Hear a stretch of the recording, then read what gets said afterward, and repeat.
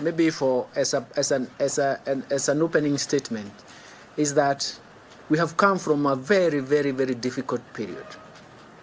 And we are happy that with the leadership of His Excellency President William Ruto and his deputy, Honorable Rigathi Gachagua, they have stabilized the economy. We have come from very difficult times. We have seen some few signals which are very, very strong. For example, the 2023 growth, economic growth was actually 5.6%. We have seen inflation coming down to 5%, to its target level in April. In May, it went to 5.1%, which is actually not significant. So it means that inflation has come down to its target. We have seen stability in the exchange rate, in the nominal exchange rate. The nominal exchange rate is the national relative price, so it tells us about stability in the totality of the economy. And there are so many other aspects that we can relate to.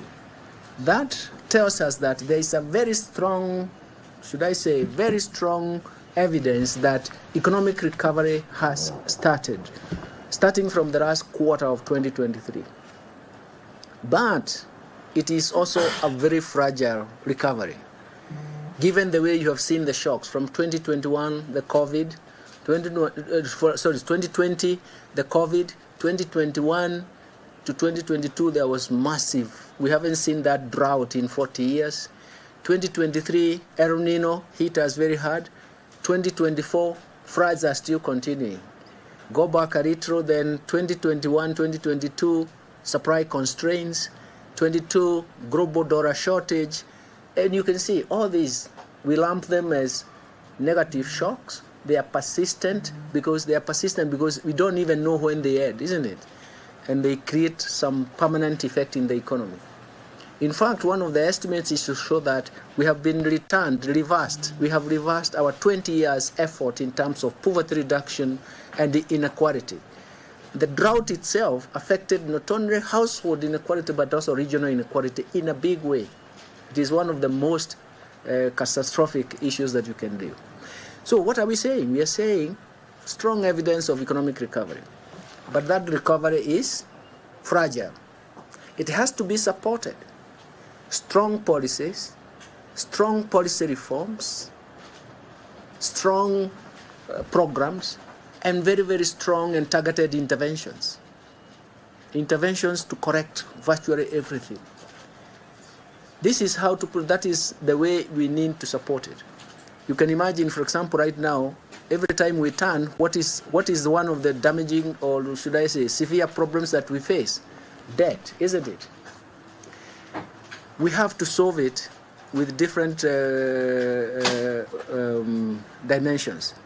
The most important thing is to realize that every time the budget is mentioned, everybody talks about taxes, revenue measures, revenue-raising measures. But that is just one component. You're asking yourself, why do we raise revenue? There is one problem I want to emphasize. But it is not one problem. That's why we are reforming even the hospital, the universal health are involved in this, because it is our job to summarize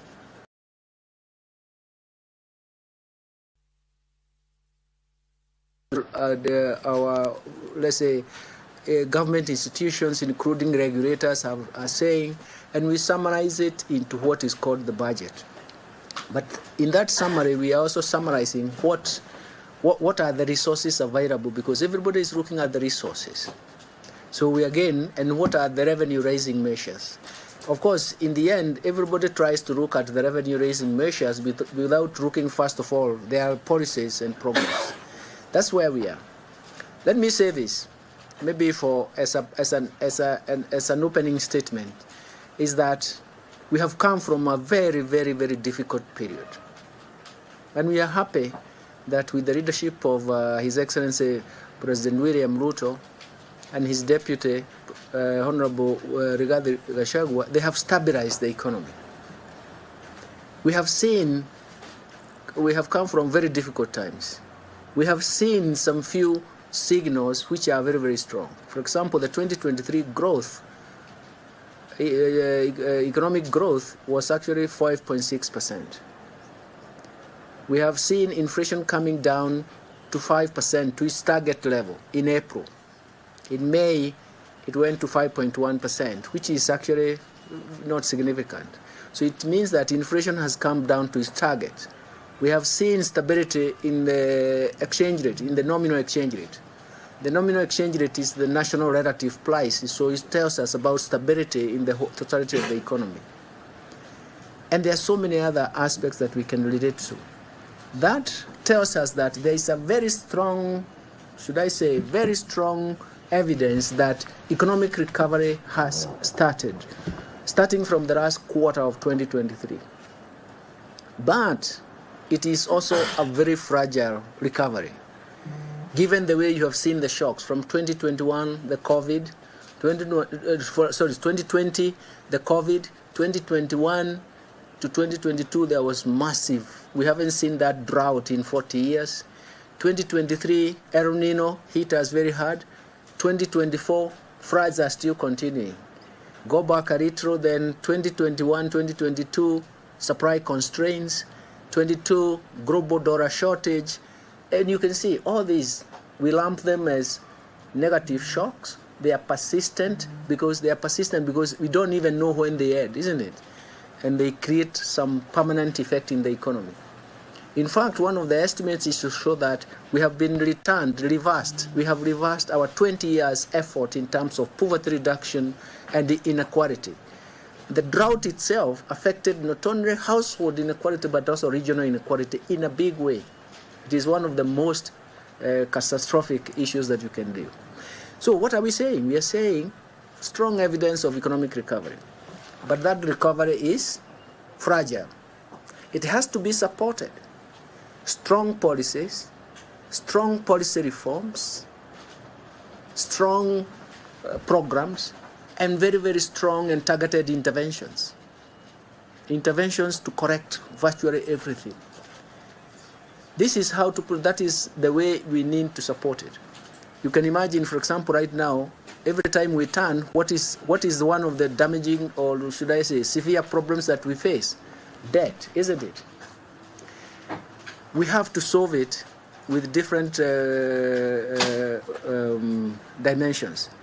The most important thing is to realize that every time the budget is mentioned, everybody talks about taxes, revenue measures, revenue-raising measures. But that is just one component. You're asking yourself, why do we raise revenue? There is one problem I want to emphasize. But it is not one problem. It is actually one problem in three problems. We call them trilemma. There is a one dilemma, but composed of three dilemmas, so we call it a trilemma. One of the things is that everything and everywhere you turn, everyone wants government to spend more, to increase expenditure. We want roads, we want electricity, healthcare, education. So everybody wants the government to spend more. But for government to finance those aspects, healthcare, infrastructure, electricity, education, all those, it requires a lot of revenue. The only way you can finance that is through tax revenue or debt. Debt has, the second problem is that you have limitations in terms of debt. Debt today can be income, but debt tomorrow is going to be an expenditure. The third problem is that if you can't finance those revenues or those expenditures through debt, then you have to finance them through taxes. And everyone resists high taxes. So that's why we call it a trilemma, or a three-dimensional problem. It's one problem in three problems. But we are going to overcome by looking at moderate ways of trying to solve the problem. So the budget today is going to emphasize on the policies that we need to implement, policies, programs, and intervention to implement to support that fragile growth, that fragile economic recovery. We want to make sure that we revive the economy so that it can generate jobs for the youth. And that's where we are. Simple as that. We want to revive the economy so that we can pay our debt. We have been buffeted by debt, and everybody has seen us moving from moderate risk to high risk of debt distress, isn't it? So essentially, it is something you read, you write in the papers every day. So we are confronting all these problems. And on top of that, we have to build roads, we have to support hospitals, and that's why we are reforming even the hospital, the universal health care. There's the school program. We have a new school program. We have a financing model. And we all have to support that in terms of resources. So in a sense, what we are doing is to summarize all that we have got from both MDAs and government institutions, plus the private sector, and then public participation in terms of what they have brought to us. That's what we summarize, that's what we present. But this year's budget, we want to emphasize two things. First, we have to protect that economic recovery. We can only protect that economic recovery through policy reforms, through the diverse measures of raising revenues, through programs, and through interventions. Okay, that is the most important thing. The second thing is that we have to, the policy reforms must go in different dimensions. With some of you, I don't know whether you look at data. If you look at our exports, manufacturing exports, there has been a secular decline of manufacturing export. It means that it is very difficult for the manufacturing sector to increase jobs. So in a sense, we have to look at it in terms of how do we resuscitate our exports. One of the points that has been very, very adequately talked about, and even ourselves in the National Treasury, is that we have to develop, protect, and regulate markets. Because once markets are not well regulated, they are not well governed, they collapse. They collapse with Kenya's investments. And there is no more investment in that sector. It means that poverty hits very hard. For some of you, you have written papers and articles on that. Look at the coffee sector. Look at the sugar sector. Look at the cotton sector, subsector. Wherever markets have collapsed because of poor governance, you know poverty has struck, investments have been lost, it has been very difficult to revive. Pyrethrum, okay, all those. That is one of the most important. So when I talk about policies, programs, and interventions, those are the issues that we are talking about. So markets governing is an intervention that is required. Hustler Fund is an intervention because we want to reorganize that market. We want to make sure that people move out of the bondage of, what are they called? Shyrocks, eh? The Shyrock is from the Merchant of Venice. I don't know why they say Shyrock. But it's a bondage of financial distress. We want to make sure that we have some interventions. So when we talk about, we need very strong policies, we need strong programs aimed at targeting different programs. By the way, when we talk about programs, we are also they are targeting programs. We want to target the youth. We want to target those people in the bottom of the pyramid in terms of what they need. That's why the Hustlers Fund is very, very important. So when we start by talking about bottom-up economic transformation agenda, you already know that bottom-up because majority of the Kenyans have been left behind, where markets have failed them, where policies have failed them, where government has not been able to invest in areas that they want, and we want to reverse all that. And those are the issues. I wanted to make those 3 points maybe so that you can have a feel that when budget making is not about taxes. Taxes comes in to say, after saying you are going to do all this, how are you going to finance it? Now, all right, volunteers, maybe one of the things that has generated a lot of conversations is looking at the amount of this budget that is going towards recurrent expenditure versus development. So if you could tell us, are you concerned about that as the National Treasury when we have recurrent expenditure consuming close to 70% or more than 70% of the country's budget? Actually, 3/4 of the budget discussions, if you ask these two guys with me, has been just that. How do you balance out? Because, look, many years back, when I was the governor of the central bank, I used to argue that even in times of crisis, make sure that you do not devour the development spending because you limit capacity for future growth. That logic is still there. That's why we are saying those interventions is to protect the development expenditure. Because once you devour development expenditure, it means that you limit yourself in terms of future capacity for growth. That is why we are talking about interventions, to make sure that we safeguard some of these issues. That is why we really need that balance. But we go back to the trilemma. We go back to the trilemma. That is, I don't want to call it trilemma. You know, I just want to say it is a major problem. It is one problem, but with 3 dimensions or with 3 faces, isn't it? We want more revenues to spend. But how do we raise more revenue to spend? It's either through taxes or debt. The second problem, you have a limitation with how much debt you can carry, isn't it? The third one is that since taxes is the only one that is left now in that space, how much taxes can you raise? We also have resistance in terms of taxes. So what we are trying to do, and to answer your question, is that we are moving in a direction where we want to make sure that we have domestic resource mobilization that is amenable to the development space that we want. And we want to make sure that we limit our tax expenditure to build up a revenue base or a tax base, and also reorganize. We are trying to reform all dimensions of taxes to try and see how we can raise revenue. Mostly looking at the hard-to-tax economy. And this is some things that we are going to talk about. So in a sense, we are conscious about that. Half of the work that we do is how do we support development spending? How do we create that balance? Okay, buenos dias. My name is Noki Kumbo from KTN News.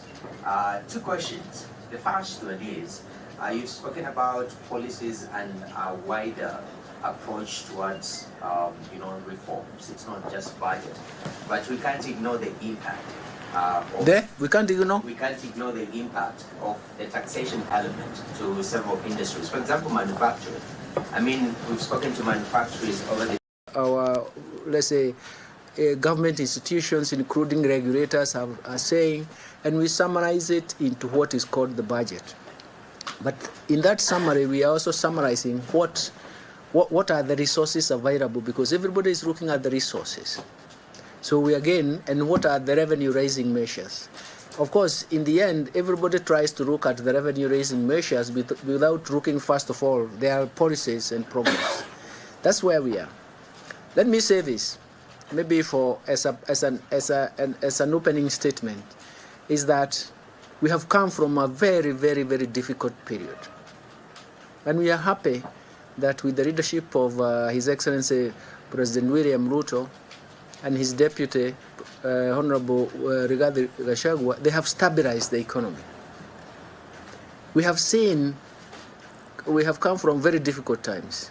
We have seen some few signals which are very, very strong. For example, the 2023 growth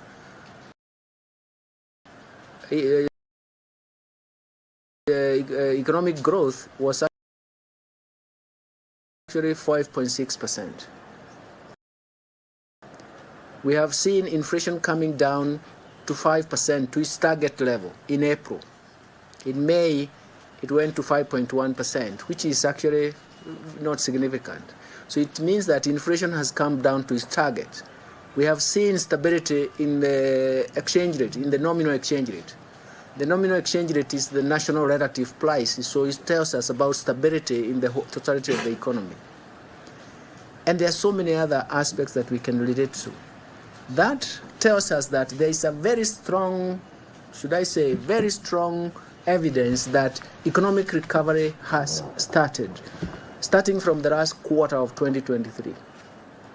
But it is also a very fragile recovery, given the way you have seen the shocks from 2021, the COVID, 2020, the COVID, 2021 to 2022, there was massive. We haven't seen that drought in 40 years. 2023, El Nino hit us very hard. 2024, floods are still continuing. Go back a little, then 2021, 2022, supply constraints, 22, global dollar shortage. And you can see all these, we lump them as negative shocks. They are persistent because we don't even know when they end, isn't it? and they create some permanent effect in the economy. In fact, one of the estimates is to show that we have been reversed. We have reversed our 20 years effort in terms of poverty reduction and inequality. The drought itself affected not only household inequality but also regional inequality in a big way. It is one of the most catastrophic issues that you can deal. So what are we saying? We are saying strong evidence of economic recovery. But that recovery is fragile. It has to be supported. Strong policies, strong policy reforms, strong programs, and very, very strong and targeted interventions. Interventions to correct virtually everything. This is how to put, that is the way we need to support it. You can imagine, for example, right now, every time we turn, what is one of the damaging, or should I say, severe problems that we face? Debt, isn't it? We have to solve it with different dimensions.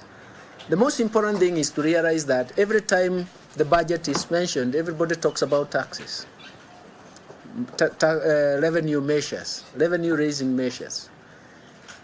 But that is just one component. You're asking yourself, why do we raise revenue? There is one problem I want to emphasize. But it is not one problem. It is actually one problem in three problems. We call them trilemma. There is one dilemma, but composed of three dilemmas, so we call it a trilemma.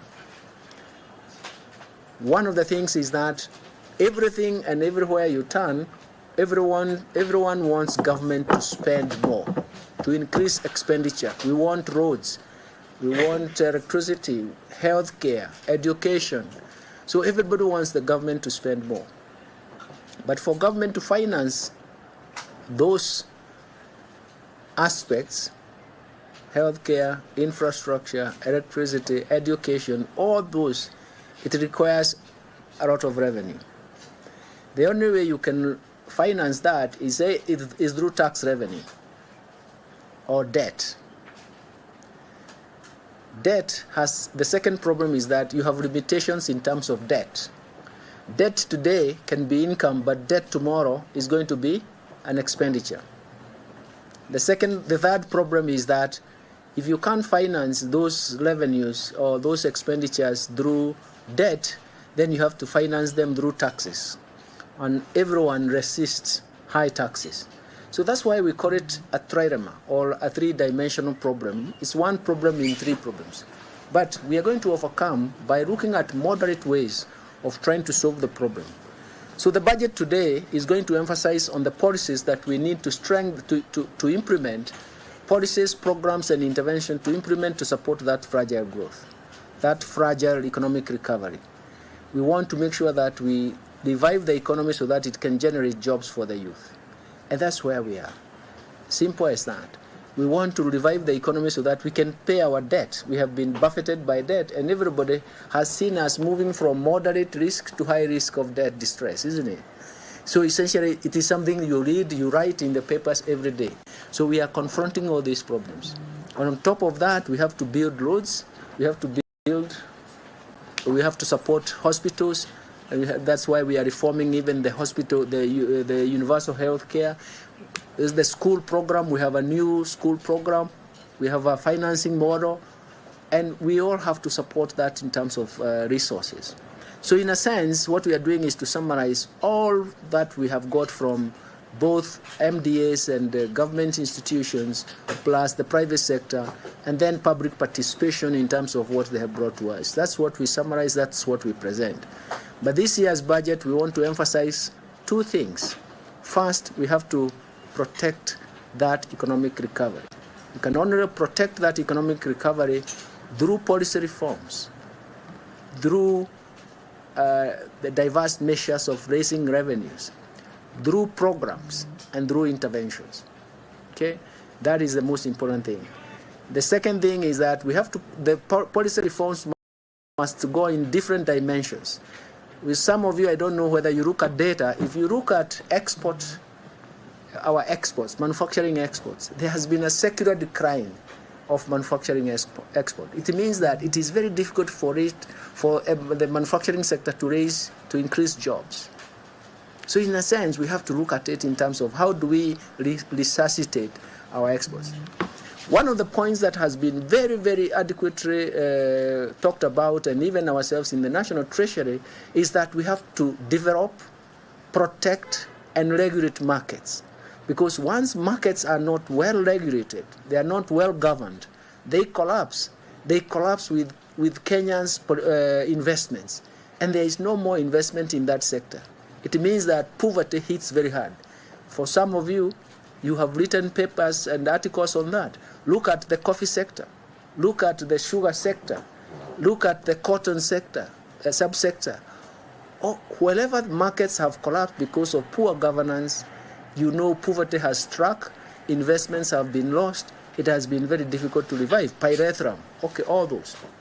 That is one of the most important. So when I talk about policies, programs, and interventions, those are the issues that we are talking about. So markets governing is an intervention that is required. Hustler Fund is an intervention because we want to reorganize that market. We want to make sure that people move out of the bondage of, what are they called, Shyrocks. The Shyrock is from the Merchant of Venice. I don't know why they say Shyrock. But it's a bondage of financial distress. We want to make sure that we have some interventions. So when we talk about, we need very strong policies, we need strong programs aimed at targeting different programs. By the way, when we talk about programs, we are also they are targeting programs. We want to target the youth. We want to target those people in the bottom of the pyramid in terms of what they need. That's why the Hustlers Fund is very, very important.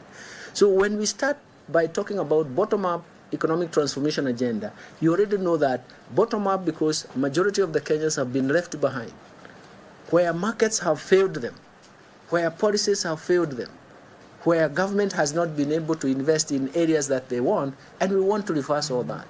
And those are the issues. I wanted to make those 3 points maybe so that you can have a feel that when budget making is not about taxes. Taxes comes in to say, after saying you are going to do all this, how are you going to finance it?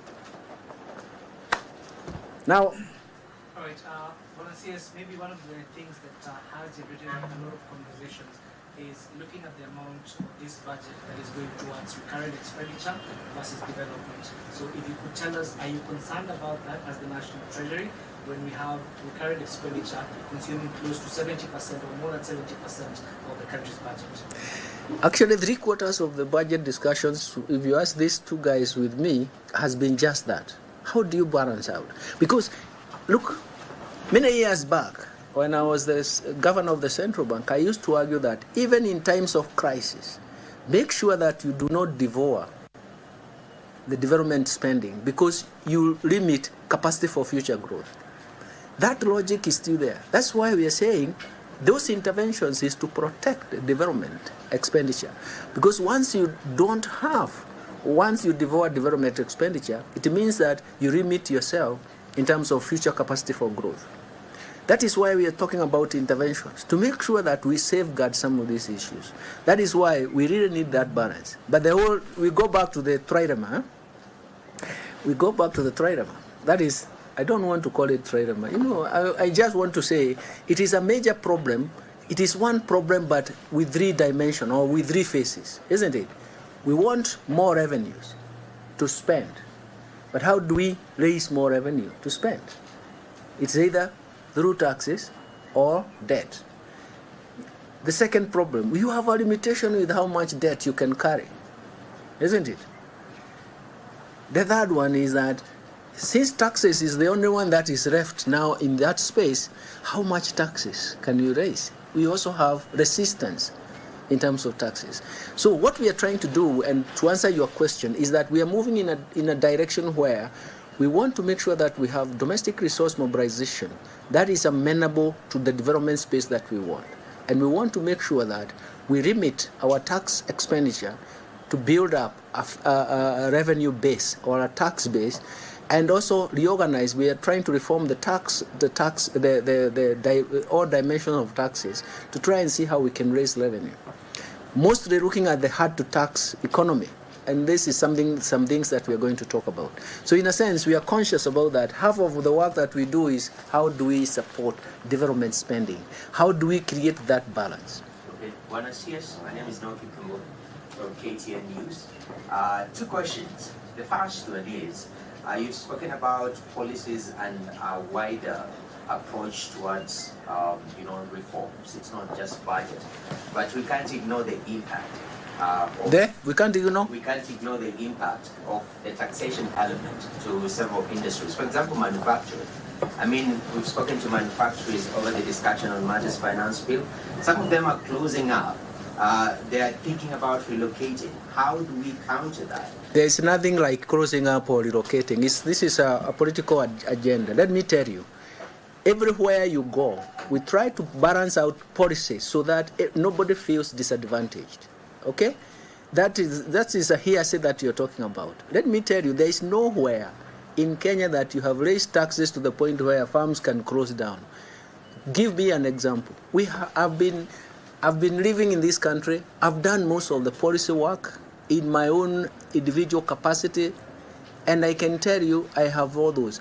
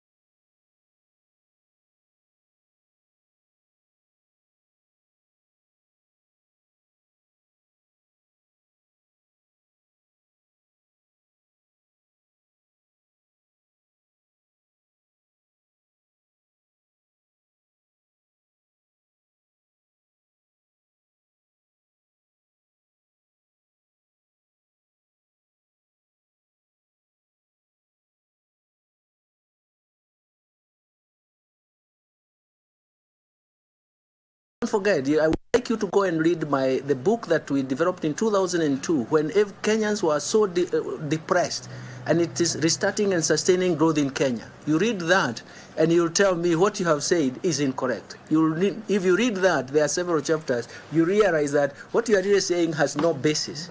It is the whole issue about policy is to balance policy reforms, to balance programs, and finally, to balance interventions.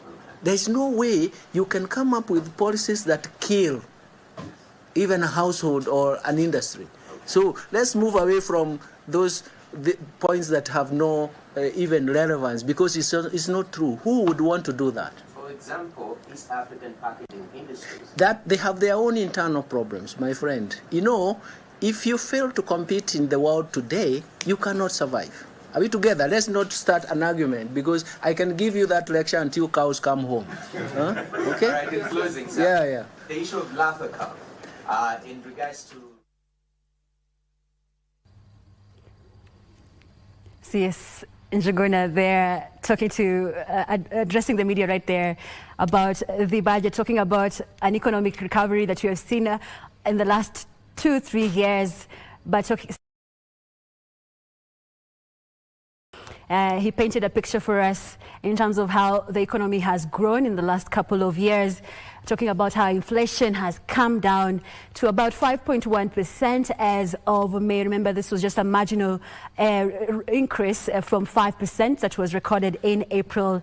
And he was just defending the tax proposals or the tax measures that have been proposed in the Finance Bill 2024 and why we need those tax measures in order to grow our economy as well as address emerging issues and also address the public debt. I'll take a short commercial break and then we come back to the guests right here in studio as they get to react to what are involved in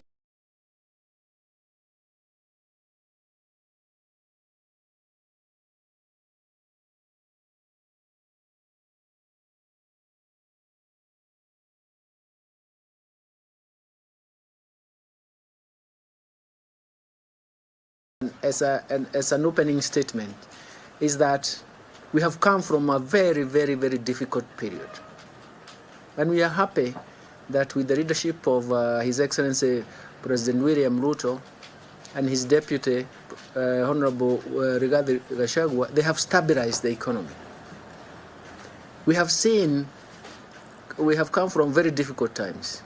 We have seen some few signals which are very, very strong. For example, the 2023 growth, economic growth was actually 5.6%. We have seen inflation coming down to 5% to its target level in April.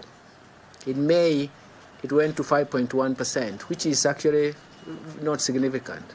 So it means that inflation has come down to its target. We have seen stability in the exchange rate, in the nominal exchange rate. The nominal exchange rate is the national relative price, so it tells us about stability in the totality of the economy. And there are so many other aspects that we can relate to. That tells us that there is a very strong, should I say, very strong evidence that economic recovery has started, starting from the last quarter of 2023. But it is also a very fragile recovery, given the way you have seen the shocks from 2021, the COVID, 2020, the COVID, 2021 to 2022, there was massive. We haven't seen that drought in 40 years. 2023, El Nino hit us very hard. 2024, floods are still continuing. Go back a little, then 2021, 2022, supply constraints. 22, global dollar shortage. And you can see all these, we lump them as negative shocks. They are persistent because we don't even know when they end, isn't it? And they create some permanent effect in the economy. In fact, one of the estimates is to show that we have been reversed. We have reversed our 20 years effort in terms of poverty reduction and the inequality. The drought itself affected not only household inequality but also regional inequality in a big way. It is one of the most catastrophic issues that you can deal. So what are we saying? We are saying strong evidence of economic recovery. But that recovery is fragile. It has to be supported. Strong policies, strong policy reforms, strong programs, and very, very strong and targeted interventions. Interventions to correct virtually everything. This is how to put, that is the way we need to support it. You can imagine, for example, right now, every time we turn, what is one of the damaging, or should I say, severe problems that we face? Debt, isn't it? We have to solve it with different dimensions.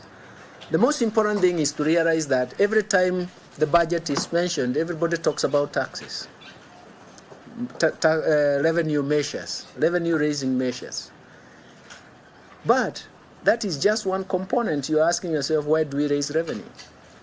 There is one problem. There is one problem I want to emphasize, but it is not one problem. It is actually one problem in three problems. We call them trilemma. There is one dilemma, but composed of three dilemmas, so we call it a trilemma. One of the things is that everything and everywhere you turn, everyone wants government to spend more, to increase expenditure. We want roads, we want electricity, healthcare, education. So everybody wants the government to spend more. But for government to finance those aspects, healthcare, infrastructure, electricity, education, all those, it requires a lot of revenue. The only way you can finance that is through tax revenue or debt. Debt has, the second problem is that you have limitations in terms of debt. Debt today can be income, but debt tomorrow is going to be an expenditure. The third problem is that if you can't finance those revenues or those expenditures through debt, then you have to finance them through taxes. And everyone resists high taxes.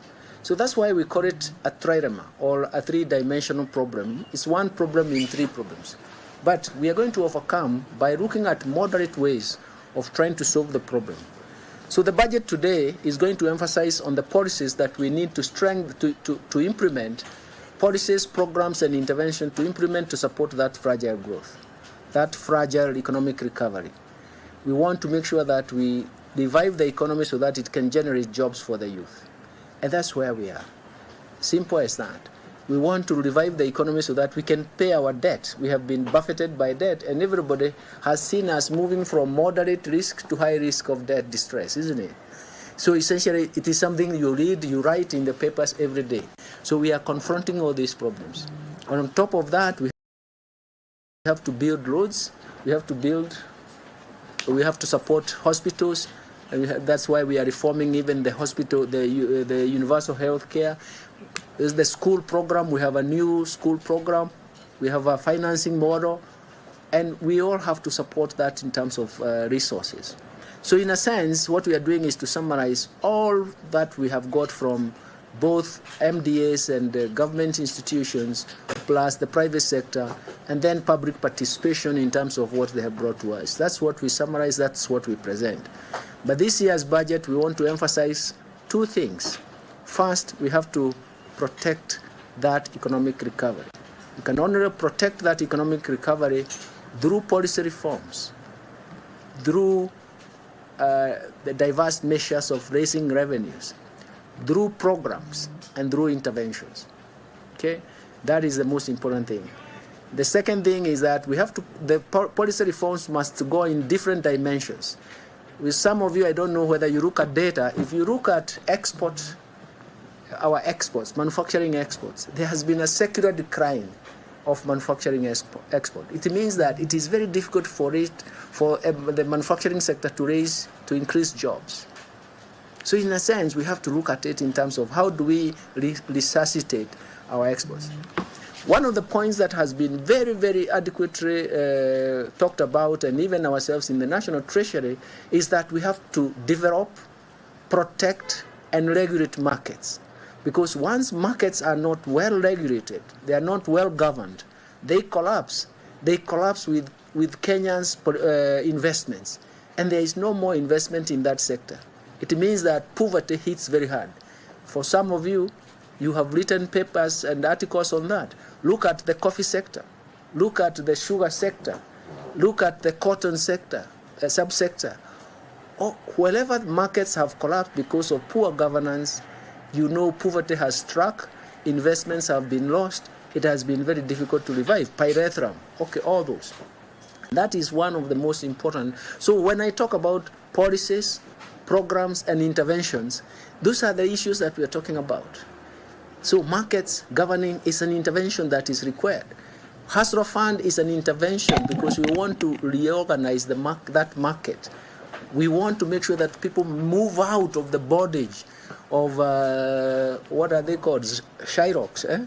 The Shyrock is from the Merchant of Venice. I don't know why they say Shyrock, but it's a bondage of financial distress. We want to make sure that we have some interventions. So when we talk about, we need very strong policies, we need strong programs aimed at targeting different programs. By the way, when we talk about programs, we are also they are targeting programs. We want to target the youth. We want to target those people in the bottom of the pyramid in terms of what they need. That's why the Hustlers Fund is very, very important. So when we start by talking about bottom-up economic transformation agenda, you already know that bottom-up because majority of the Kenyans have been left behind.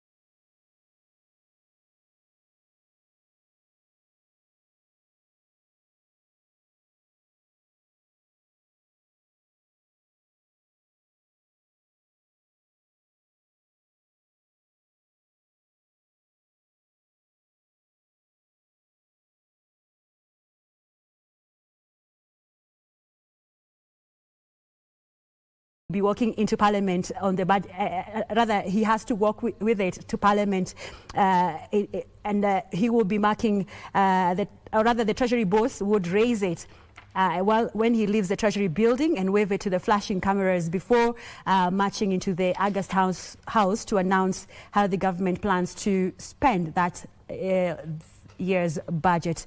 It is the iconic photos that identify former ministers and Treasury boardroom, I mean.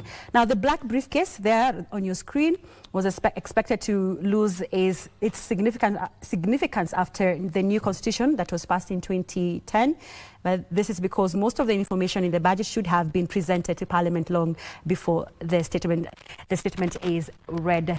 Yes, we will be looking at that as well as other areas that our reporters will be talking about in terms of this financial year's budget, and also looking at the expectations and tax proposals that have been indicated in the Finance Bill 2024. Now, coming back to our studio and talking about the increase in recurrent expenditure, and one of the expectations from one of the viewers there talked about increasing of recurrent expenditure, and I'd like to bring you in, Omalo, I bring you in on development going down.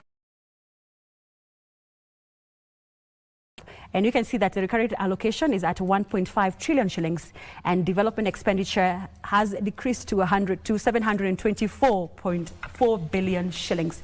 What does that mean for this country? Thank you so much.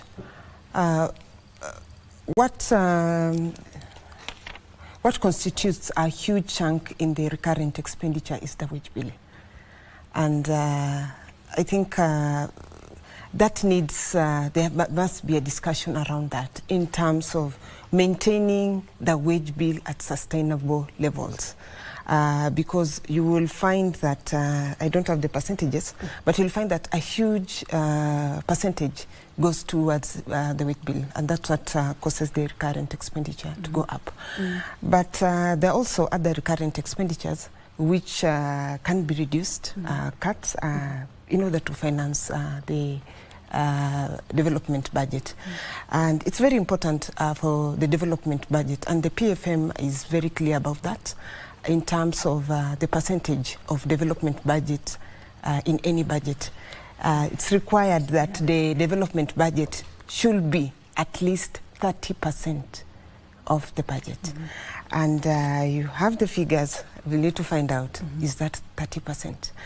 And with, as you said, with development budget, it directly increases the development and even just its past growth in terms of creation of jobs, in terms of injecting the cash into the economy.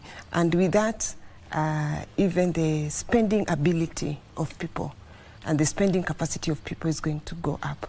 And it's going to create the employment that we've always been talking about, creation of job, not only to youth, but to the people of this country. And also just for the country to develop. It's very, very important for that budget to be there. Unfortunately, what has been happening because of limited resources, what is the first place where the cuts are going to be done? And this surely the development budget in subsequent supplementary budgets, when now indications are there that the local revenue is not, the ordinary revenue is not going to be collected. Even the ANAs in ministries, once they look at the projections as the quarters advances, they look at the projections and they have to do the revisions, what is really affected mostly the development budget, because one, unless now they go back to the market and borrow to cushion that, they have to do the readjustments in the development budget. And this has led even now to increase in pending bills, because at times the commitments have already been done and now the budget cuts have to be done. Okay. Yeah. James, it seems like about 8 million Kenyans are the ones who are carrying this burden when it comes to taxes. There have been talks about widening the tax base year in, year out, but that seems not to be happening. But in your views, how can we bring in the informal sector? Thank you very much. I think I have to agree with the government to an extent that, and that is one of the things the national tax policy is talking about, that we need to go to the add to tax sectors, and that would include the informal sector as well as agriculture. Now, if you look through the kind of taxation that is put on just a small section of Kenyans, 8 million of about 52 million people, is a heavy burden to carry. And one of the things I'll probably look into is technology, because we've seen the introduction of technology in administration and collection of taxes, where we had the government pushing everybody towards the use of Teams and the eTeam software. And we've also seen technology used more in terms of the collection of taxes. I would tend to believe that the government can actually enhance technology further, make the systems a little user-friendly, even to an extent that the informal sectors perhaps would be able to pay taxes just from the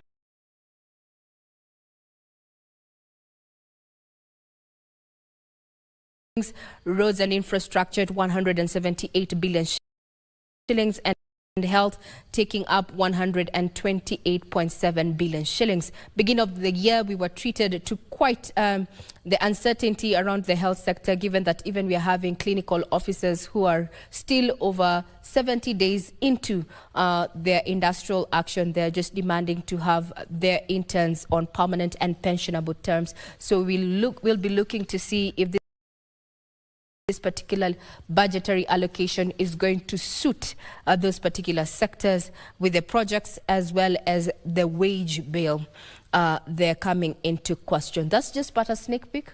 We also welcome your feedback. You can get us. Now, we move away from matters budget just a bit, but we'll be back since it's budget day, where professionals from Nyanza have been urged to stand up and be counted in the journey towards creating sustainable economic development and prosperity in the region. Now, speaking during the stakeholder meeting with doctors and health professionals from Nyanza in preparation for the Nyanza International Investment Conference, Information, Communication and the Digital Economy Cabinet Secretary Eliud Owalo said the move will unpack the existing and potential development challenges and turn them into investable opportunities for the investors.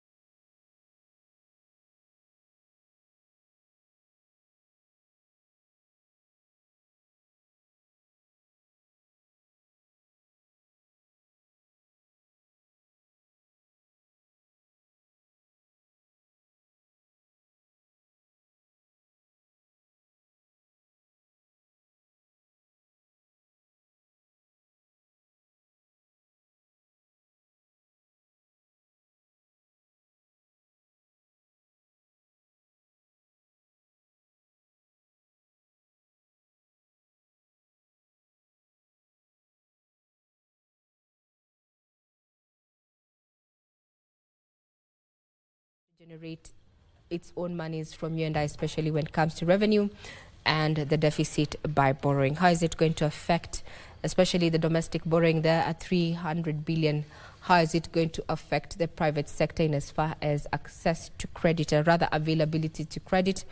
Looking at the financial sector there, there's been quite an increase in interest rates when it comes to loans and such. Some of the questions that are already streaming in on our various platforms, Kenyans are asking then, what does the budget have in store for them?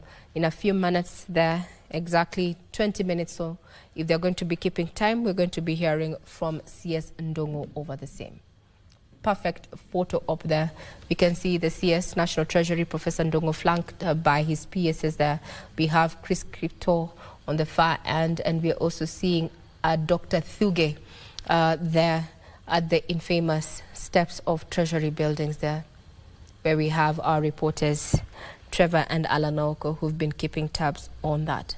The budget is earmarked for 4.006 trillion shillings. One of in as far as the lion's share pie sector, we've seen education is likely to get the largest piece of the pie. But also we have 2.24 trillion shillings going to the executive there, being part of Recurrent and development expenditure for 724.4 billion shillings, while Recurrent carries 1.4 trillion shillings. This is the largest budget yet if you compare it with what we had in the financial year that is lapsing in the next 2 weeks or so. And we've had a series of changes when it comes to the budget policy statement there. We've had supplementary budgets there that either have had allocated additional funds to various sectors.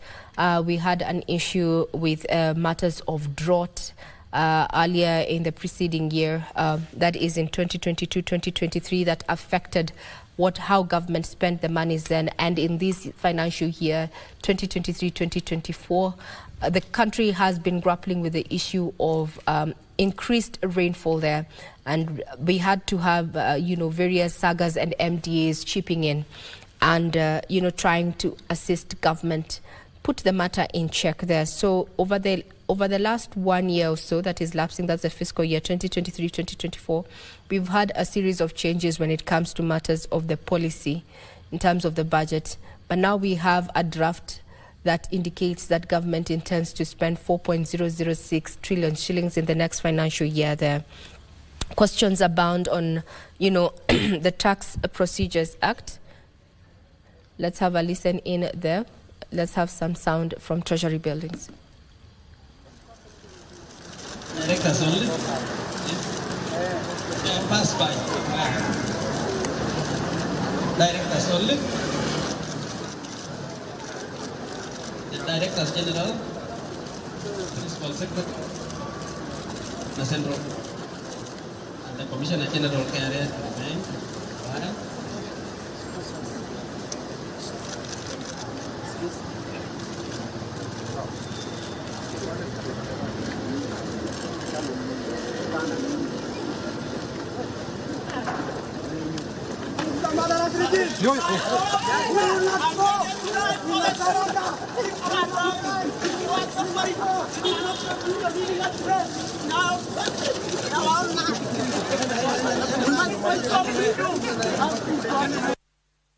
Buildings there. In our subsequent bulletins there, we will be getting to know exactly what we have seen on the screen there, who they were and what indeed they intended with their interruption of that particular ceremonial display at the Treasury buildings steps. Well, we are yet to find out if the CS National Treasury, that is Professor Ndongo, if is going to be walking to Treasury buildings or if he's going to be using his official vehicle to get to the Parliament buildings there, where he's expected to present that particular draft, budget draft for 2024-2025. We have seen over the last few years various, cabinet secretaries of National Treasury either opting to walk or using their vehicles there. It's an opportunity for color.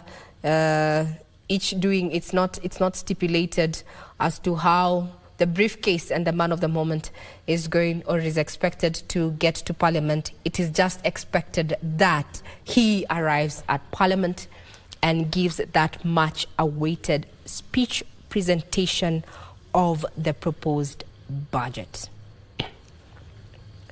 What is very unique about this particular budget is that after the National Assembly Finance Committee presented this particular Finance Bill 2024-2025 that heavily constitutes on how government intends to raise monies and how it intends to spend these monies that are going to be raised in this financial year.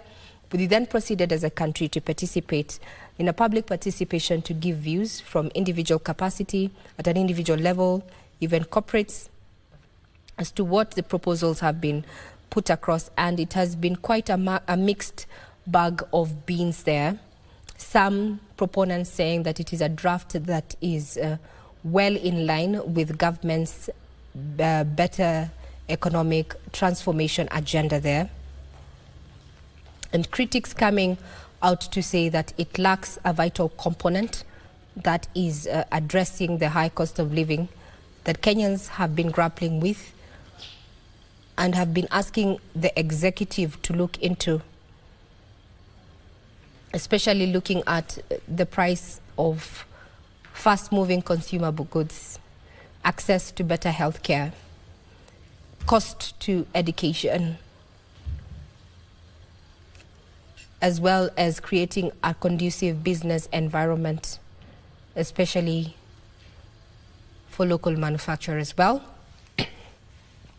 I guess the question is already answered.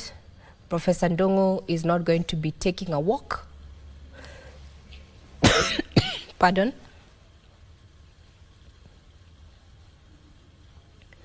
Ndongo there has gotten into his official vehicle there, and he is going to be in Parliament in the next less than 5 minutes.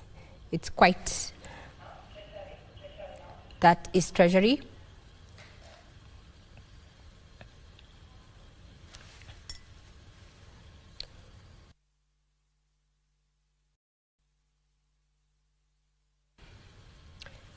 That indeed is quite the security there, security detail. National Police. That is the vehicle that is ferrying the most important document in the country today.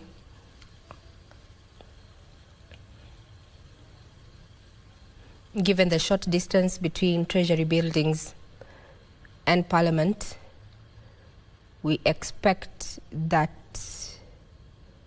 National Treasury Cabinet Secretary Professor Ndongo is going to be in Parliament in 5 or 7 minutes or so. He is going to be presenting that particular document to the bicameral house there. We've had our reporters Gladys Mungai there and Abdiaziz Ashim who are on standby to just bring us up to speed immediately it gets there. And earlier on, we also sampled some of the views that leaders had ahead of this particular presentation. And it is quite a mixed reaction to the budget, given that the draft Finance Bill 2024 was already made public, and they have chimed in. And what is clear is that also leaders want this particular budget to put into consideration the needs and wants of the general public, especially in matters of cost of living. We will be playing back that particular take from various leaders as we await for the arrival of the National Treasury Cabinet Secretary, Professor Ndongo, who any minute from now should be making his way to Parliament buildings under tight security there, a mix of National Intelligence Service as well as National Police, the men in blue there, providing that extra security all the way from National Treasury buildings to Parliament. According to Parliament documents, it indicates at exactly 2:30, the House will be seated, waiting for the budget reading. This cuts across the East Africa region. Around the same time, the East African community is also going to be presenting they'll be talking about Uganda and Tanzania, are also going to have their budgets read. So we will be comparing that. But now let's take a quick breather. But remember, it is budget day and we're on hand to bring you up to speed with everything that is transpiring. A quick breather, we'll be right back.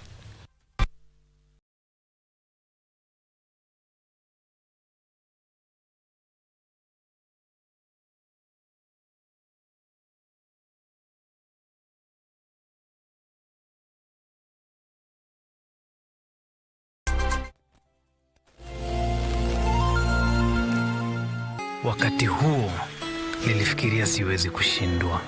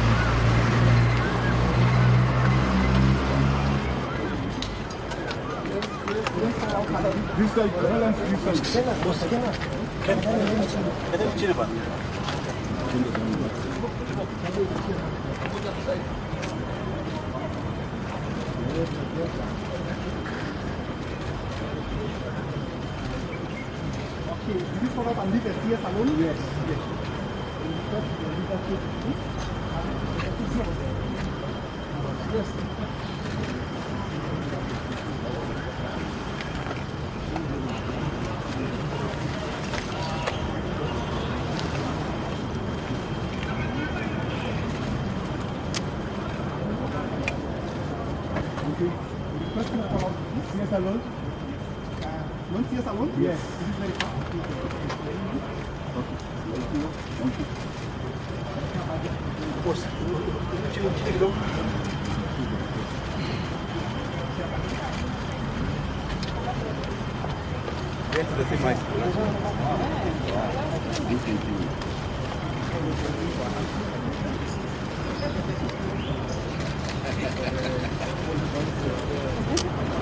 A small school called Kiabugi.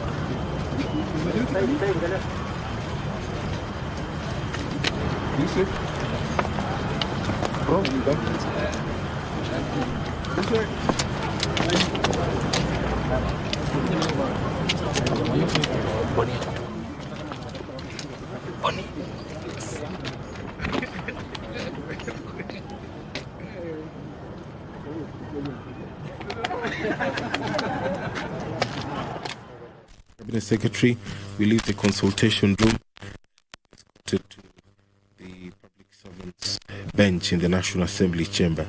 The Speaker of the National Assembly will invite the Cabinet Secretary for National Treasury and Economic Planning to deliver the budget highlights and revenue-raising measures for the financial year 2024-2025. And thereafter, the Speaker of the National Assembly will adjourn the National Assembly to Tuesday, 18th of June 2024 at 2:30 p.m. The Speaker's procession will leave the National Assembly thereafter. Now, the Cabinet Secretary for National Treasury and Economic Planning will take his leave and will be escorted to the consultation room, where members and guests will proceed to the Parliament courtyard for the reception. Now, the Cabinet Secretary for National Treasury and Economic Planning is scheduled to make the pronouncement on the budget highlights and revenue sharing measures for the national government for the financial year 2024-2025 today, being Thursday the 13th of June 2024. This marks the 14th budget day since the promulgation of the current constitution and the second in the 13th Parliament. The presentation of the budget highlights and revenue-raising measures for the national government by the Cabinet Secretary for the National Treasury and Economic Planning, done with the approval of the Cabinet and commonly known as the budget speech, is in fulfillment of the requirements of Section 40, subsection 1 of the Public Finance Management Act 2012 and the National Assembly Standing Orders 244C Part 1. If you're just joining us, that is the Speaker of the National Assembly who is walking into the chambers. The members are upstanding. And now I will hand you over for this live broadcast of the National Assembly proceedings, where Treasury CS will deliver the budget speech. My name is Edward Kabasa. Enjoy your viewing. Waheshimiwa, tuombe. Ewe Mwenyezi Mungu ambaye kwa hekima na wema wako umetoa nyadhifa za viongozi na mabunge kwa ustawi wa jamii na utawala wa haki wa wanadamu, twakusihi utazame kwa neema nyingi sisi watumishi wako ambao wameridhika kutuita ili tutekeleze shughuli muhimu za jamhuri yetu. Tutakuomba uteremshie baraka zako sisi tuliokutanika hapa, na utujalie tuyatende na kufikiria mambo yote atakayofikishwa mbele yetu kwa njia ya haki na uaminifu, ili utukufu na sifa zako siendelezwe, na ili kustawisha amani, ufanisi na heri ya nchi yetu na wale ambao haja zao umezikabidhi mikononi mwetu. Amen.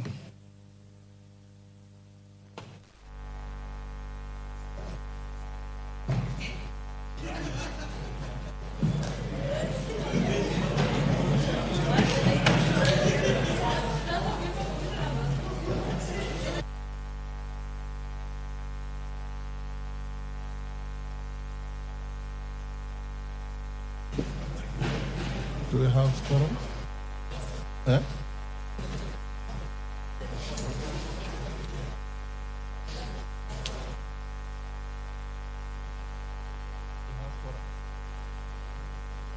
Honorable members, we have quorum to transact business. Clerk. Order number 1, administration of oath. Order number 2, communication from the chair.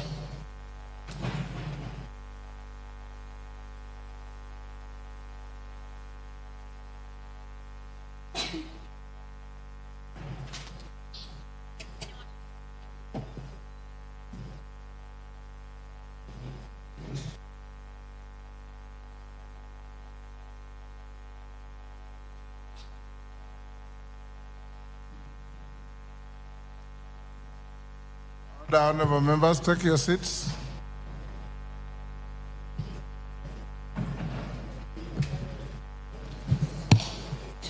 Take your seat, Honorable Osero.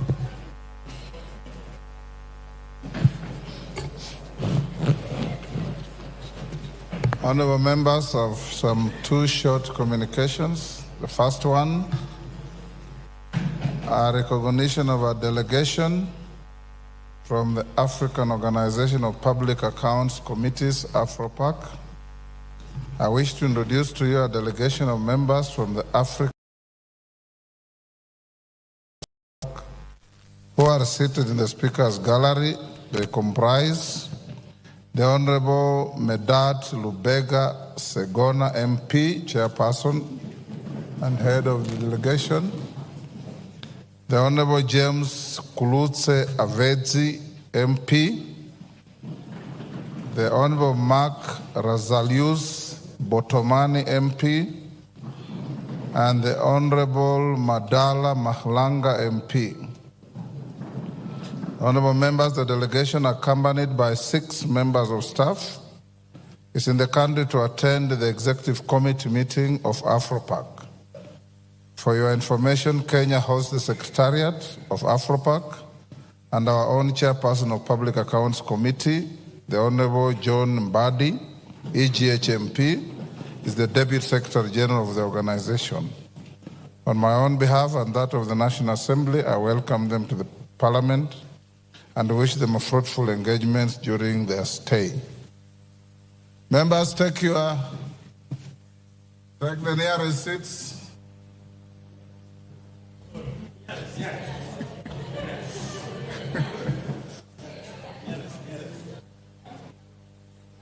Honorable Kainan, where is your nearest?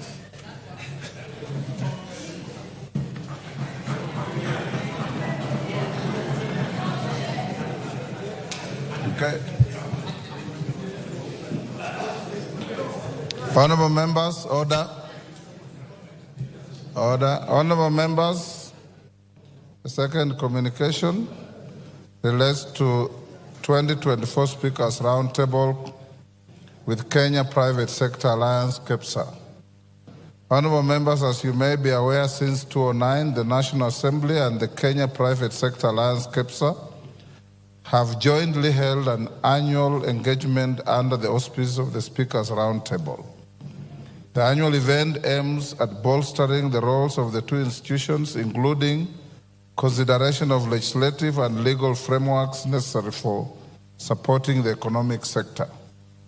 Over the past 14 years, these engagements have been instrumental in providing policy and legislative underpinnings which have greatly impacted on the sector. Indeed, various amendments and reforms to the law have been initiated as a result of these collaborative meetings, thus supporting business and economic growth and contributing to overall national development. Honourable members, the 2024 Speakers Roundtable is scheduled to take place on Friday, 21st June 2024 at the Agile Grand Hotel, Machakos County. The meeting will be held under the theme of leveraging the role of the legislature in enhancing Kenya's competitiveness for the creation of jobs, wealth, and inclusive prosperity. The roundtable discussions will focus on, among other areas, governance, access to finance, competitive logistics and utilities, industrialization and trade, human capital development, and social development and inclusion. Honourable members, participants to the meeting will include all members of Parliament, senior parliamentary staff, and representatives of the business community under the KEPSA umbrella. In this regard, honourable members, I wish to invite all of you to the meeting, as these engagements will afford the House an opportunity to engage with the business community as we seek to set the foundations for greater national economic development. I thank you. Next. Order number 3, messages. Order number 4, petitions. Order number 5, papers. Majority Leader. Honourable Speaker, thank you very much, Honourable Speaker. Honourable Speaker, I beg to lay the following paper on the table of the House today, Thursday, June 13th, 2024. Legal Notice number 96 of 2024 relating to the Independent Policing Oversight Authority General Regulations 2023, including the explanatory memorandum, executive summary, and synopsis of stakeholders' engagement from the Independent Policing Oversight Authority, IPOA. I thank you, Honourable Speaker, and I beg to lay.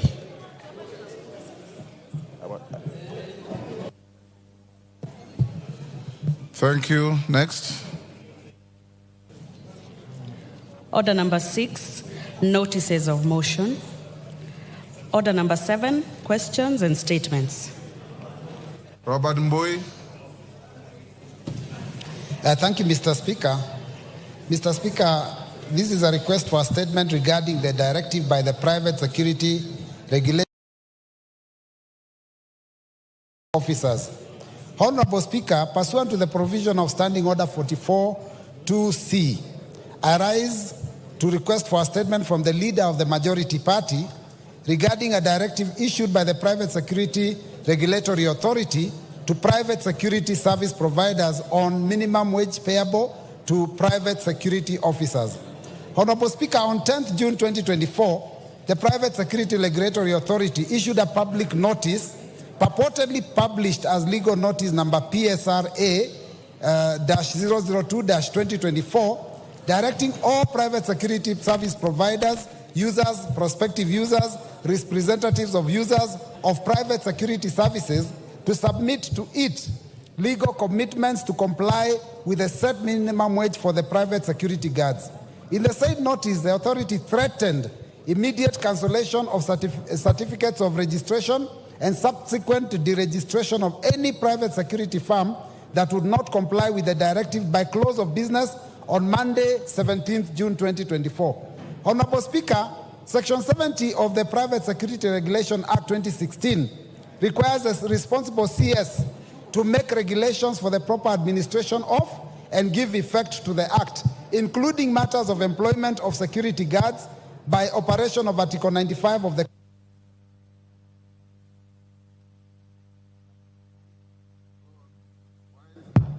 Thank you, Mr. Speaker. It had gone off. So by operation of Article 95 of the Constitution, the purported legal notice not having been laid before Parliament in accordance with Section 11 of the Statutory Instruments Act 2023 is therefore void. Honorable Speaker, it is against this background that I request for a statement from the leader of the majority party on the following. 1, could the leader of the majority provide a report on the constitutionality of the legal notice number PSRA/002/2024 issued by the Private Security Regulatory Authority on 10th June 2024 on compliance with the minimum set wage? 2, outline the steps that will be taken to revoke the legal notice by the Private Security Regulatory Authority if found illegally issued, and the measures put in place to ensure adherence with the relevant laws while exercising the said directive. 3, provide details on the processes leading to the determination of the minimum wage and whether the process adhered to the due process contemplated in law. 4, explain the powers and functions of the Private Security Regulatory Authority under Section 9Q of the Private Security Regulatory Authority Act 2026. Includes setting of the minimum wage for security guards without reference to the Ministry and the Salaries and Remuneration Commission. 5, clarify whether the powers vested in the authority under Section 32 contemplates non-compliance with minimum wage as a ground for cancellation of certificates of registration and or deregistration of private security firms. And 6, explain the reasons for failure by the authority to submit regulations envisaged under Private Security Regulatory Authority Act 2016 to Parliament as required under the law, despite various efforts by the Committee on Delegated Legislation. I thank you, Honorable Speaker. Thank you, Robert Mbui. I've been requested by 2 joy riders. Major Bashir. Where is he? Yes, sir. Are you a major or a colonel? I'm a major. Major Bashir. And it's not easy to achieve the rank of a major. It's not just like going to an election and winning. Thank you, Honorable Speaker. Honorable Speaker, I want to support the statement that has been read by Honorable Mbui. And the matter here is about regulating the private security industry. Honorable Speaker, sometimes last year, the PSRA, together with the Minister of Interior and National Coordination, appeared before the Committee of Delegated Legislation, of which I'm a member. And we asked them to bring the regulations so that the committee can go through and either approve or annul. Sadly, the state regulations have not been brought to Parliament through the committee. What we are seeing now through gazette notices aimed at private security companies is a nullity in itself, because it is something which is not bound by law. Take, for example, the issue of minimum wage. It is not under the purview of the Private Security Regulatory Authority. Make your point, Bashir. We don't have much Thank you so much. time. On matters of minimum wage, it is the Labour Council that sets minimum wage. The work of the PSRA is to ensure that it implements and enforces the minimum wage as set by the labor law. It's not under their purview to set minimum wage. 2, there's a lot of despondency on the private security industry now, because every now and then, every 2 weeks, every month, they are getting new legal notices, which, in my understanding, and the understanding of our committee for that matter, is that it has not been approved by Parliament. So the regulations out there is null and void, and I wish that the Ministry of Interior and National Coordination should ensure that they abide by the rule of law. Thank you, Honorable Speaker. Osoro, make your point in 1 minute. Thank you, Honorable Speaker. Honorable Speaker, I also rise to support Honorable Mbui's statements on the conduct and the directions given by the PSRA in regard to the private security firms raising the minimum wage of the security officers to 30,000. Honorable Speaker, the era of people or authorities making unilateral statements or directions is long gone. One can't wake up one morning and do letters, spread them across all the security firms and tell them, by this particular date, you must pay your soldiers, or rather the security officers, 30,000 shillings. Honorable Speaker, the security firms operate under contractual agreements with their clients. And there is no single contract, Honorable Speaker, except a few selected, where, in fact, even the government entities, Honorable Speaker, the set amount that they pay security firms per security officer is about 21,000 or 25,000. So, Honorable Speaker, a CEO of PSRA cannot wake up one morning and direct security firms that by force, on this particular day, make sure you pay your security officers 30,000. That is an illegality, Honorable Speaker. You cannot bypass this house, the house that makes laws. You wake up one morning, bypass this house, you ignore the subsidiary legislation process, and decide the rule is this way. Honorable Speaker, we support Honorable Mbui's statement. Thank you. Tongoyo, 1 minute. You are the chairman of security. Give him the mic. Thank you, Honorable Speaker. I want to really also comment on the issue being raised by my colleagues on the proposed increase of wage bill, minimum wage by the PISRA. Honorable Speaker, as much as it's true we agree with the concern raised by members, the issue of minimum wage is still also ongoing discussions. Honorable Speaker, it's good to agree that some of the firms, big firms like Equity, like actually some of the big institutions, pay as less as even 10,000, Honorable Speaker. So we had a proposal that we had actually proposed to the institution to adopt, whereby they are going to form categorization and give different classifications and different certificates, so that the institution that, of course, they are big like G4S, who can be able to afford the 30,000, they are given a different certificate, and they are, of course, you'll be able to be given a certificate and a classification depending on your capacity, just like the way NCAA does. So, Honorable Speaker, it is a very valid discussion, but I think it's something that we should be able really to appreciate, that majority of these institutions actually pays extremely too low when themselves are actually earning more.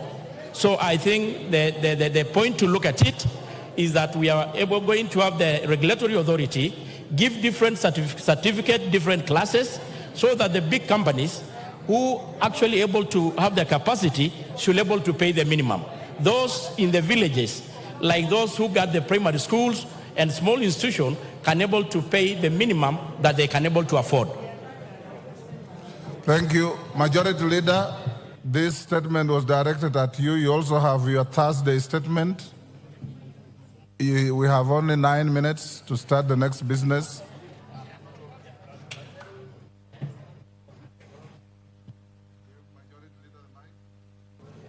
Thank you, Honorable Speaker. And let me thank the Honorable Robert for that statement. And indeed, it has been a concern to many people who have also reached out to me who are running security firms. And I want to commit that I will get in touch with the ministry and give a response in the course of next week, by Thursday next week, Honorable Speaker. Honorable Speaker, if you indulge me now to go to the usual Thursday statement, as you said, in the interest of time. Pursuant to the provisions of Standing Order 44.2a, I rise to give the following statement on behalf of the House Business Committee, which met on Thursday, 11th June 2024, to prioritize the business for consideration during the week.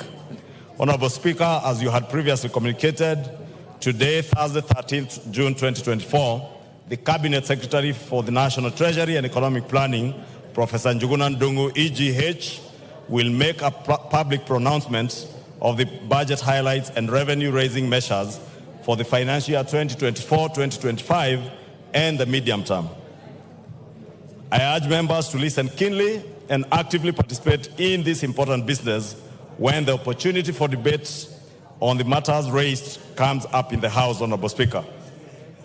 And Honorable Speaker, it will also be important to mention it to members of the public that this is not the Finance Bill 2024-2025, because there has been a misconception outside there that what the CES National Treasury is coming to spell out today is the Finance Bill 24-25. And therefore, Honorable Speaker, it will be important for members of the public to get the understanding that these are just the revenue-raising measure statement, not the Finance Bill. I know many of these members have been harassed by members of the public on matters touching on voting. There will be no voting today, Honorable Speaker, on anything. Honorable Speaker, with regards to business scheduled for Tuesday next week, the House is expected to consider the following bills at various stages. 1, Committee of the Whole House on the Kenya Drugs Authority Bill of 2022. 2, the second reading of the following bills: the Land Laws Amendment Bill, Bill number 2 of 2023. 2, the Care and Protection of Child Parents Bill, Senate Bill number 29 of 2023. And C, the Magbeans Bill, Senate Bill number 13 of 2022. Additionally, debate will also be undertaken on the following motions. 1, report of the Auditor General on the National Government Constituencies Development Fund for the 9 constituencies in Bungoma County. 2, report of the Public Petitions Committee on its consideration of public petition on funds spent contrary to the provisions of Article 223 of the Constitution. 3, reports of the Auditor General on the financial statements of specified state corporations. Honorable Speaker, if you can protect me from this Embu team that is conversing in Kimbere and Embu. Order, honorable members, Karemba and your team. CNN, go and take your seat.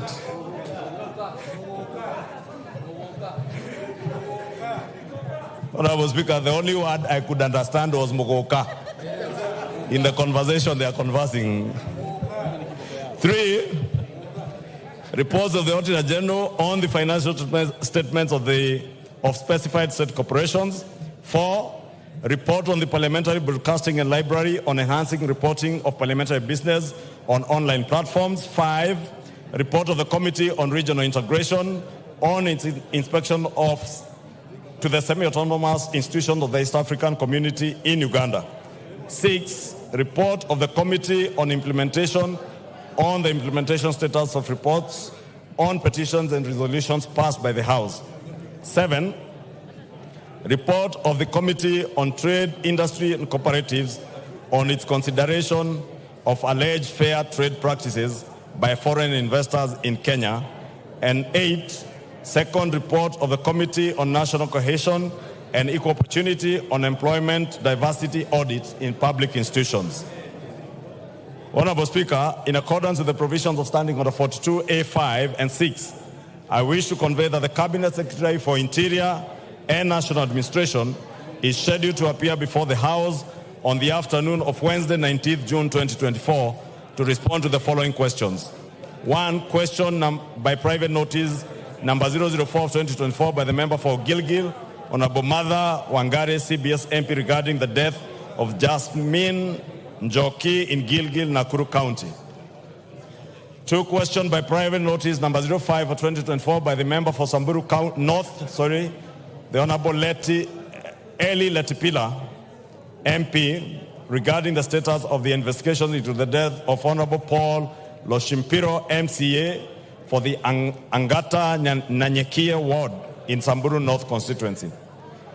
3, question by private notice number 006 of 2024 by the member for Luanda, Honorable CPA Dick Maungu, MP, regarding the sporadic attack which led to the killings of people in Luanda constituency. 4, Honorable Speaker, I think you may have to separate these members from Embu County. I doubt even the Cabinet Secretary will not be heard if these members sit here, Honorable Speaker. Order. Order, Rugu. Order, take your seat. Take your seat. Take your seat. Karemba, can you go to where you normally sit?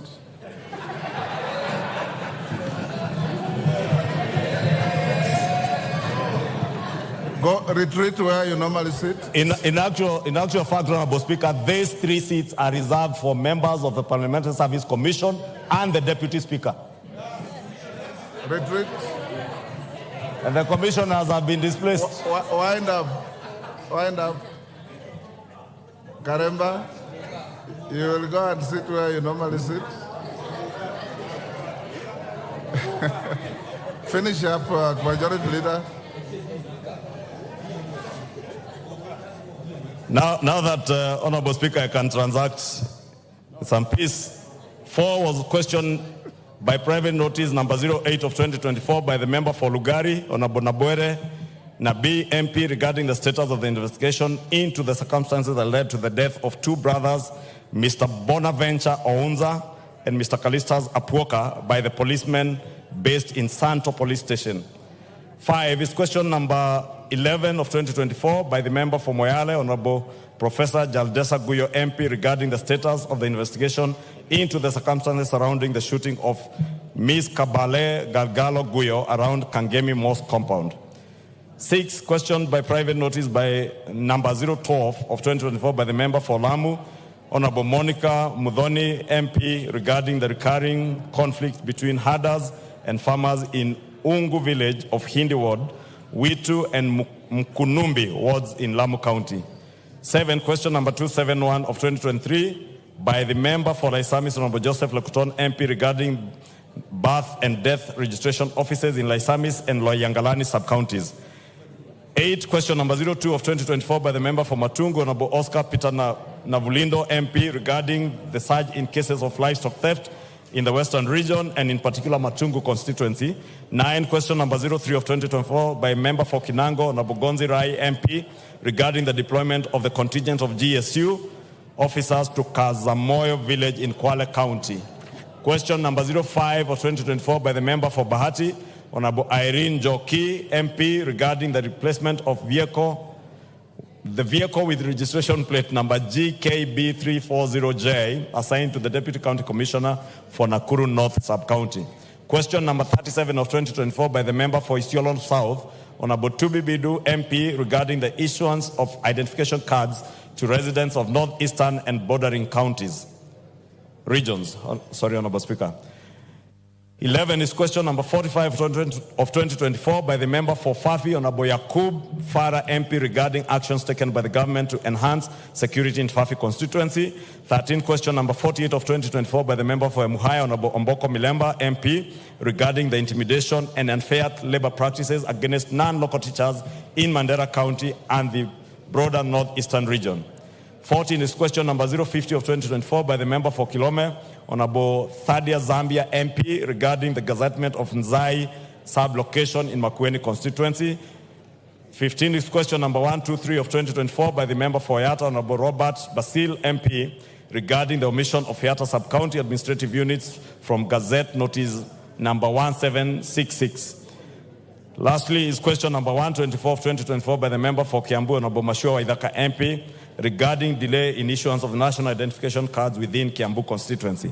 In conclusion, Honorable Speaker, the House Business Committee shall reconvene again on Tuesday, 18th June 2024 to schedule business for the rest of that week. I now wish to lay this statement on the table of the House. Thank you, Honorable Speaker. Honorable Rahab Mukami, you have a statement which I will defer to Tuesday. Hold your horses to Tuesday. I've said I've deferred to Tuesday, so I'll give you an opportunity on Tuesday. Yes, Wangari, what's the point of order? Thank you, Mr. Speaker. It's not usual to comment after the usual statement by the Leader of Majority, but indulge me, Chair, Honorable Speaker, on the issue of private notice questions. They are supposed to have been answered within a week. Some of these issues, like the case of the girl who was killed in Gilgil, it was last year, September 12th, Mr. Speaker. You ask a question on private notice, months later, it is not responded to. What are we going to do as a House to deal with that issue of private member notice questions? Because they are taking too long, we are not getting justice and getting answers at the right time. I think it's an issue that has concerned many members, Mr. Speaker, that maybe you should give guidance to the House. I'll give you guidance next week. Honorable members, order, Honorable Ruku. Order, Honorable Ruku. I have received 2 statements. One from the women rep from Lamu, denouncing and renouncing Muguka. Another one from you, praising Muguka as a valuable resource mobilizer and crop from your region. Right? The 2 statements are with me. I'll give you time next week if you want to bring them to the House so that you can present them. But if you want to use a statement you have given to the Speaker to picket on the floor of the House, I will not allow you. I will not allow you. So I can see the distinguished members from Embu County and lawfully occupying seats that don't belong to you. You can see those are designated seats. And I just hope that you are sitting here innocently with no intention of breaching the standing orders or causing any disaffection in the House. If you do so, you will be offending the feelings of many people. We know Muguka is a very, very contentious issue. Like I've told you, the statement from the women rep of Lamu is as strong as your statement. There are two competing issues. Hold your horses, I'll give you an appropriate time to prosecute your case. On behalf of the members, can you say something? No. You will not say anything. If I give you time to say something, Lamu will also want to say something. And I don't want to dilute the importance of this day in this parliament. Call the next order. Honorable members will put questions on the matters that are pending. Then we go to the next issue. Order number 8, motion, report of the Committee of the Whole House on its consideration of the Equalization Fund Appropriation number 2 Bill, Senate Bill number 30 of 2023, question to be put and third reading.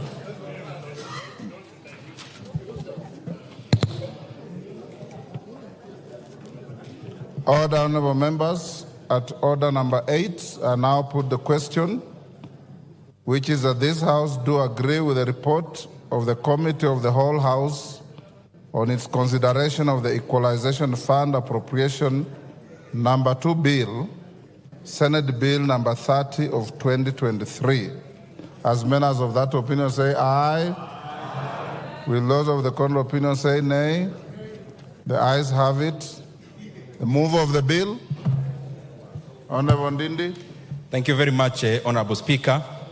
Honorable Speaker, sir, I beg to move that the Equalization Fund Appropriation number 2 Bill, that is Senate Bill number 30 of 2023, be now read at that time. And before I call the second Honorable Speaker, I want to thank all members who ably debated this matter and for the House for passing Kenya shillings, 7.4 billion Kenya shillings that will be going into the Equalization Fund.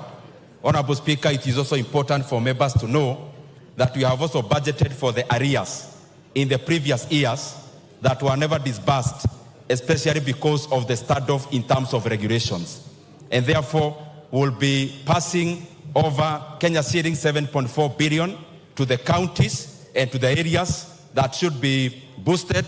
But also, Honorable Speaker, we have also included part of the areas of the Equalization Fund because we want Kenya to develop together, because when every part of Kenya develops, Kenya ultimately develops. And Honorable Speaker, these are monies that will be going into infrastructure like roads, like water, and other facilities, Honorable Speaker, like in the education sector, because we want these areas that have been marginalized for too long, Honorable Speaker, for them also to catch up so that Kenya develops together. And I want to thank all members, Honorable Speaker, because we have consistently been appropriating monies into the Equalization Fund, and will continue to do so, Honorable Speaker, as it is provided in the Constitution. Thank you. Honorable Speaker, I now request the member for Dadaab, the Honorable Farah Marim, to second. What is out of order? What is out of order, Honorable Member? You have the mic. Thank you, Speaker. Mr. Speaker, unfortunately for the better part of this year, I've been unwell. I've not been attending sessions. Yesterday, when I was seeing the list of the constituencies that have been allocated the Equalization Fund, unfortunately, Mr. Speaker, Kilifi South was missing. And trying to look at all the other constituencies, I could not understand. Order, Honorable Chonga. Mr. Speaker, I just... Order. Take your seat. Order, Honorable Chonga. The Speaker does not allocate equalization funds. I'm sure you know where to find the answers. Farah Malim, second. Honorable Speaker, while seconding this motion, it's important, Mr. Speaker, we were in this Parliament together in the 10th Parliament when, under the new constitutional dispensation, something called the Equalization Fund was created. And the idea was that the traditional, historically marginalized areas can be brought up to speed with the rest of the country.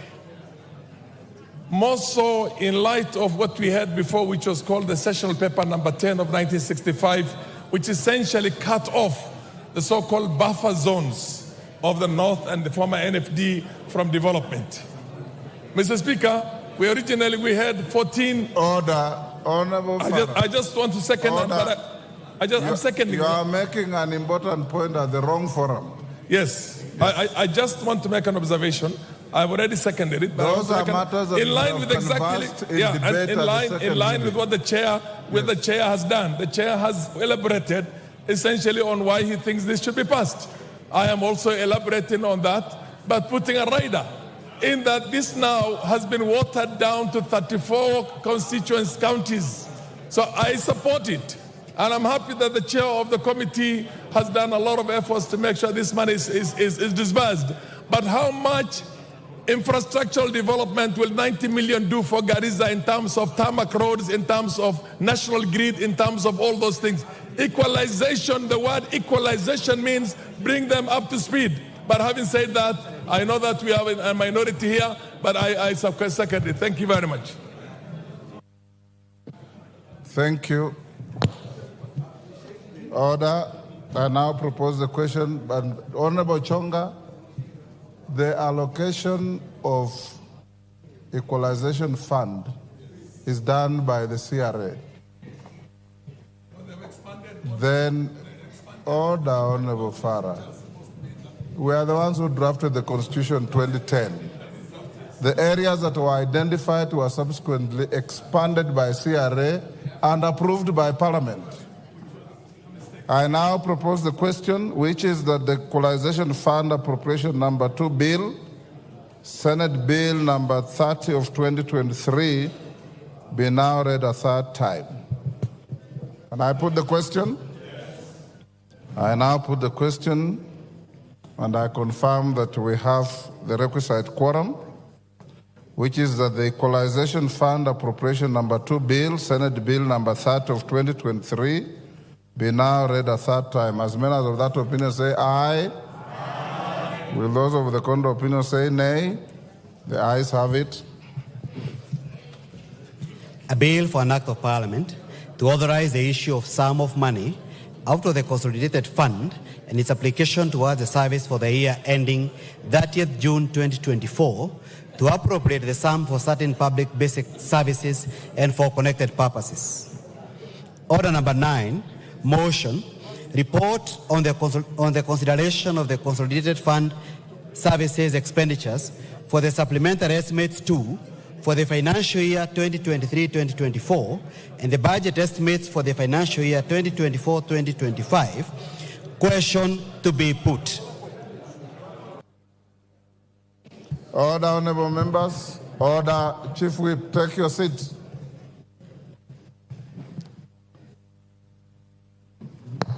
Honorable members, I now put the question at order number 9, which is that this House adopts the report of the Public Debt and Privatization Committee on its consideration of the Consolidated Fund Services for the Supplementary Estimates 2 for year 2023-24 and the budget estimates for year 24-25 laid on the table of the House on Tuesday, 4th June 2024. As many as of that opinion say aye. Aye. Will those of the contrary opinion say nay? The ayes have it.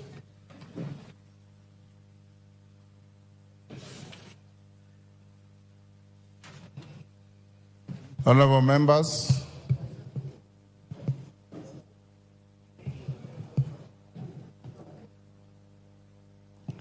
members, pursuant to the provisions of Section 40 of the Public Finance Management Act 2012 and Standing Orders 25A and 244C, I will now interrupt the business of the House to allow the Cabinet Secretary for the National Treasury and Economic Planning to make a public pronouncement on the budget highlights and revenue-raising measures for the national government for the financial year 2024-25 and the medium term. In accordance with the standing orders, I have also designated a suitable place in the chamber for the purpose. Honorable members, as I invite the Cabinet Secretary, I hasten to remind the House of the nature of today's event. First, the House will not make any decision on the pronouncement by the Cabinet Secretary. This is largely a ceremonial event. Members may wish to note that the House is still in the supply period, which commences with the consideration of the budget estimates and concludes with the enactment of an appropriation act. At present, the House has only considered and approved the budget estimates for the financial year 2024-25. As you are aware, the Appropriation Bill 2024 and the Finance Bill 2024, that is, the ways and means proposed to support the appropriations made by the House, will be considered at a later stage. Secondly, Order Kagombe. There was a lot of peace in the House yesterday.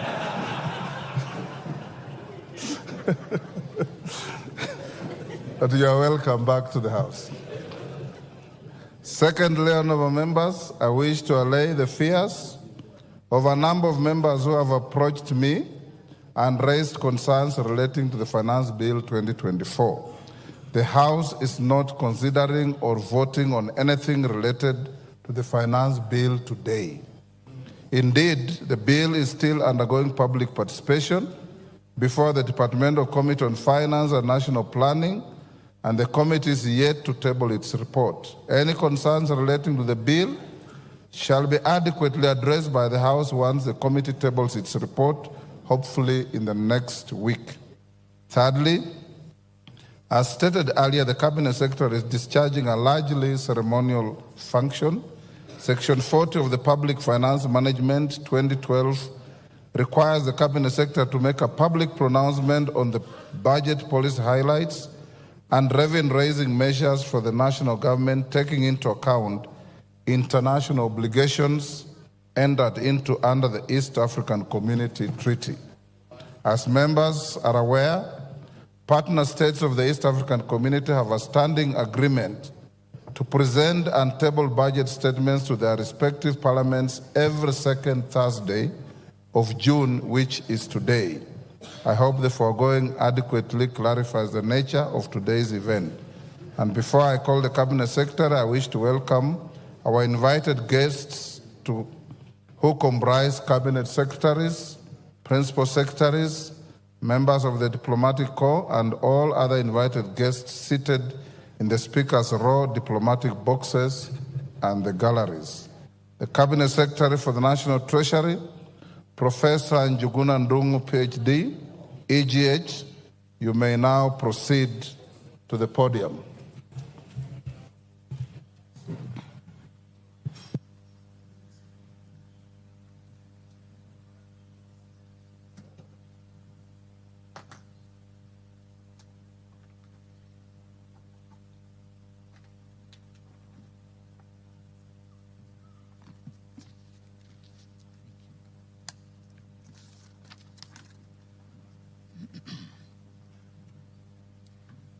Mr. Speaker, it is my honor and privilege to present to honorable members of this august House and the people of Kenya the second budget of the Kenya Kwanza administration under the leadership of His Excellency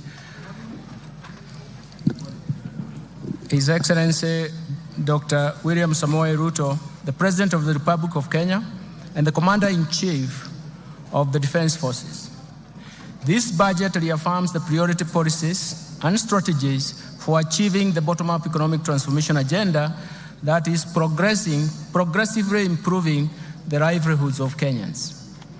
This statement is presented in the fulfillment of the requirements of Standing Order number 241 of the National Assembly and Section 40 of the Public Finance Management Act 2012 that requires that the Cabinet Secretary for the National Treasury to make a public pronouncement of the budget policy highlights and revenue-raising measures for the national government. Mr. Speaker, since 2020, our economy has been unwinding from the effects of negative and even persistent global and domestic shocks that have pushed the economy to its lowest activity level. These shocks include the COVID-19 pandemic, second, the global supply chain disruptions, third, the effects of climate change from prolonged drought in 2021 and 2022, and even the floods of 2023-2024. And measures to mitigate these negative shocks embarked on structural reforms under the bottom-up economic transformation have been successful in ameliorating these effects. The efforts have reduced the cost of living and created vibrancy in the economy that has shown signs of strong economic recovery. Mr. Speaker, in several regions, Kenya has sunk into abject poverty, largely because markets in their segments were interfered with or not properly governed. The failure to protect and regulate markets disrupted their development and, more importantly, curtailed further investment in those sectors such as coffee, sugar, cotton, pyrethrum. The institutional failure problem pushed policy to fail. In this context, the bottom-up economic transformation agenda interventions at the bottom of the pyramid are targeted to ensure that the markets are properly governed to work for everybody, and especially the poor.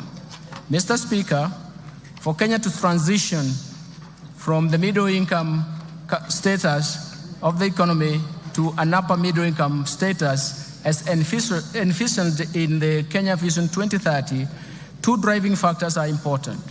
That is, we must develop our human capital capability, and we have to increase production and productivity.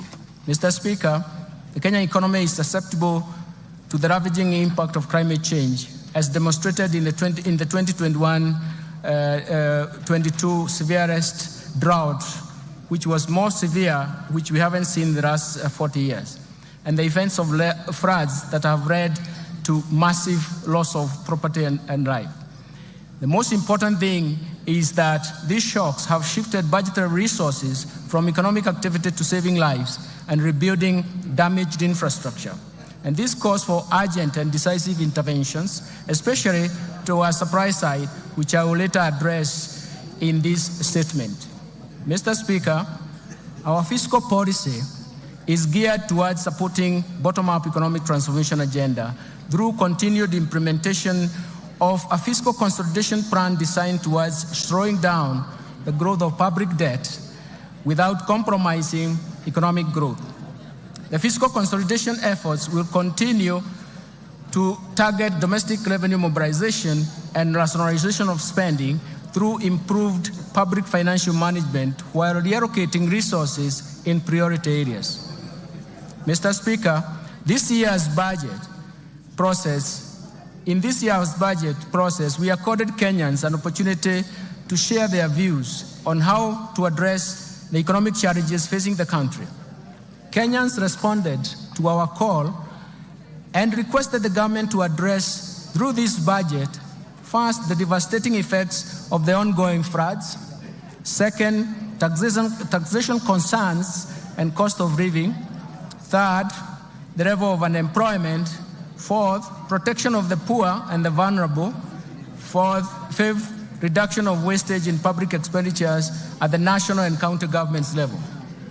Today, Mr. Speaker, I wish to assure Kenyans that we have listened to their concerns and we have spelled out measures to address through this budget.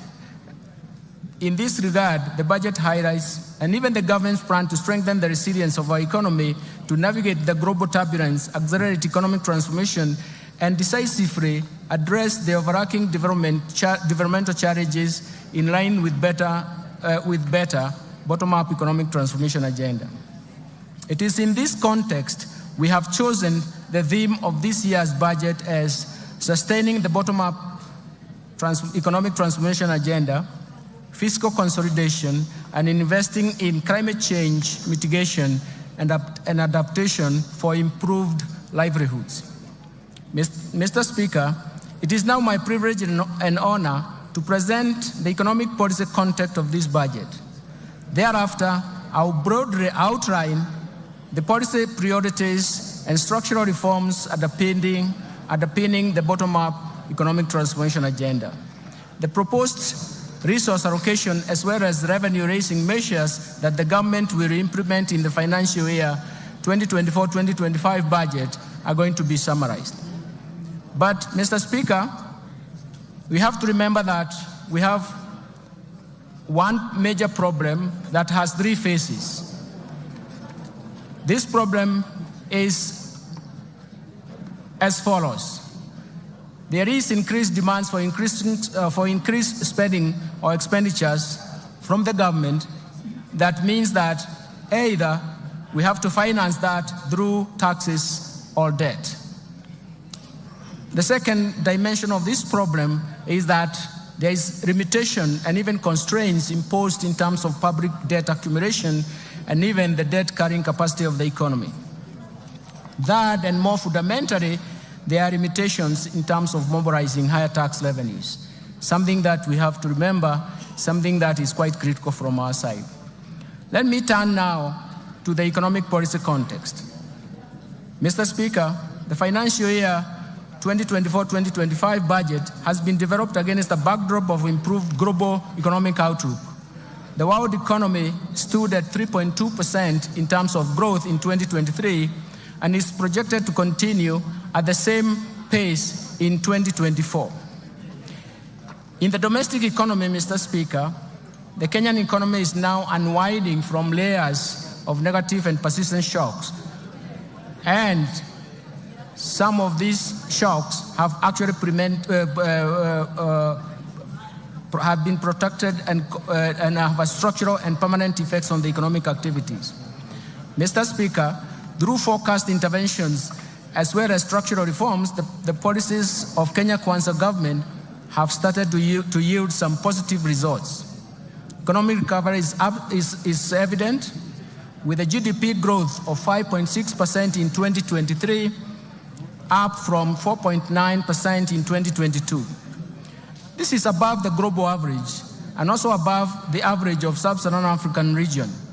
The domestic growth in 2023 was mainly supported by a rebound in agricultural activities given the improved weather conditions and subsidized inputs for farmers.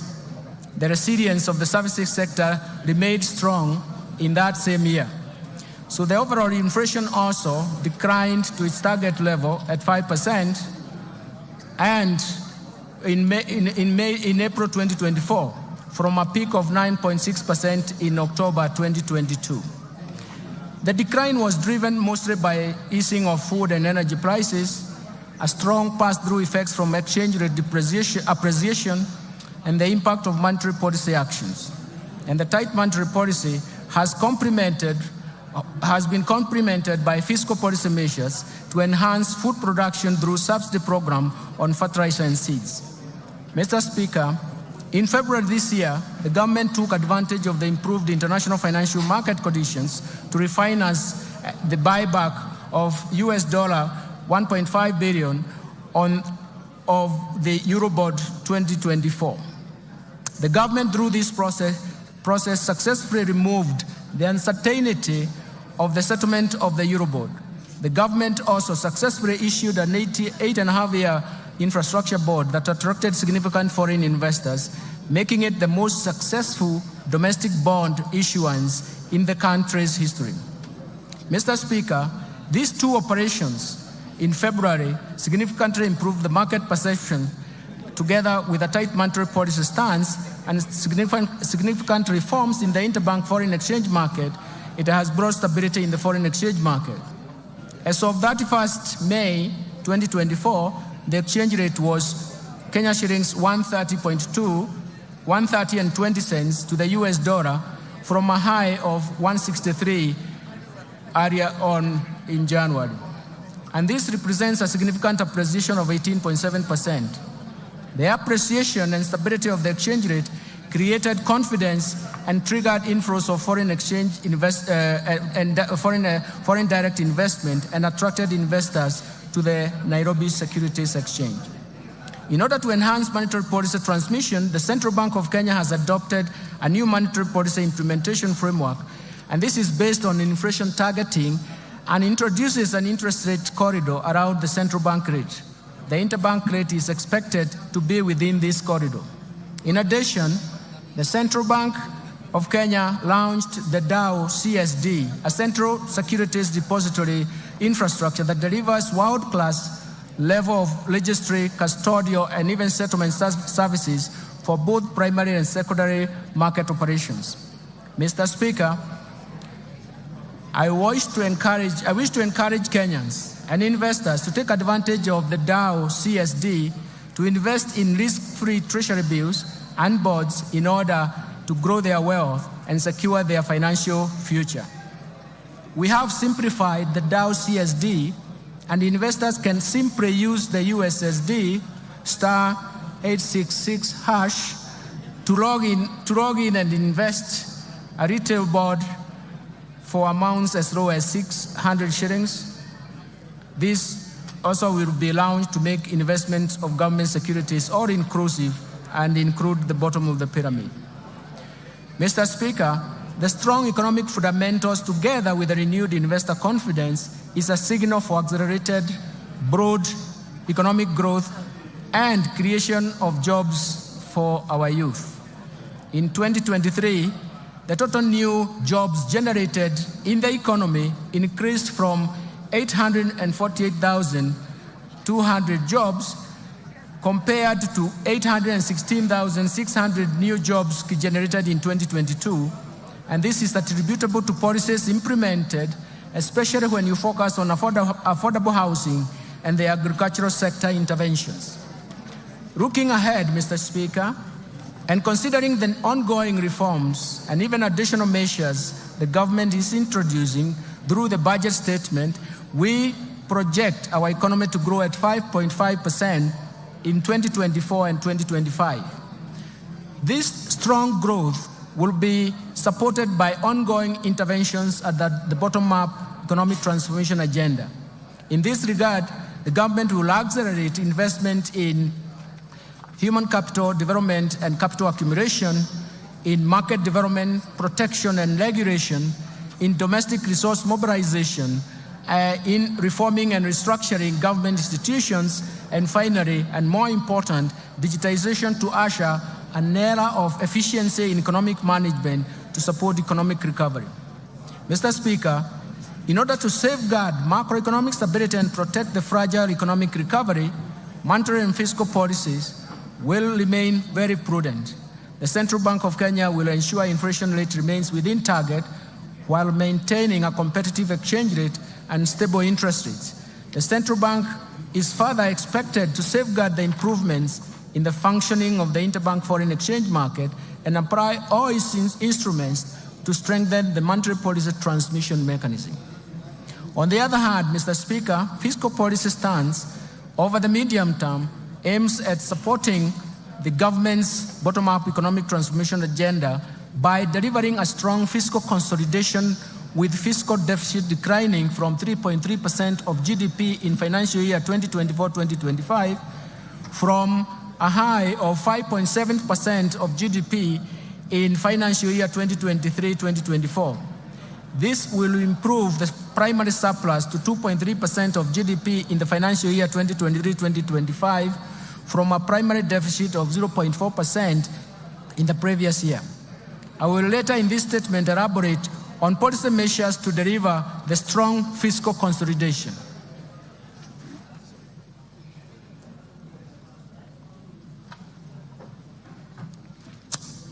Mr. Speaker, this economic outlook is not without risks.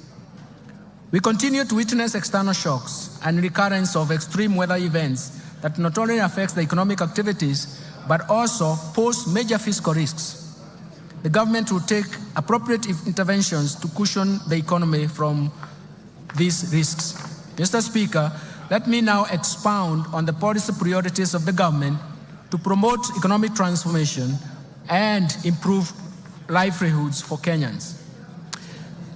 First, let me start with the bottom-up economic transformation agenda.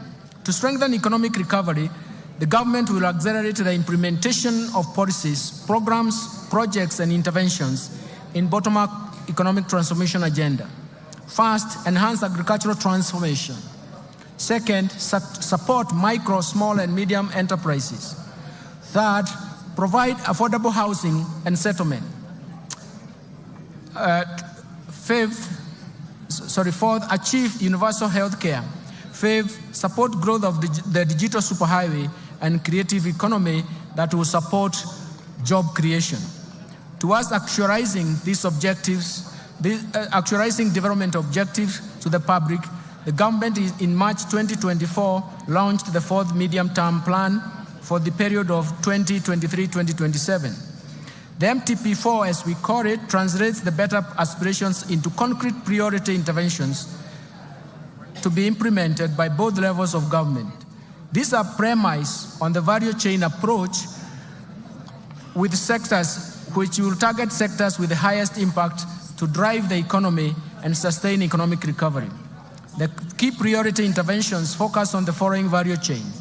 First, leather and leather products, textile and apparel, dairy, the tea industry, lice sector, edible oils, the brew economy, and natural resources, including mineral and forest, and finally the construction and building materials.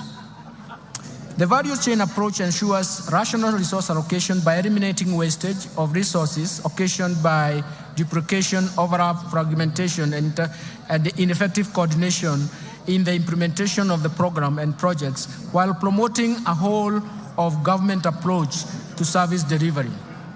To create employment, special focus has been given to investment in special economic zones and county aggregation and industrial parks, diversification of export markets, and market access of goods and services from micro, small, and medium enterprises. Mr. Speaker, the government will also undertake the following targeted strategic interventions to support economic transformation. First, the government will continue to maintain macroeconomic stability to enhance security, to foster a secure and conducive business environment while protecting Kenyans and their properties.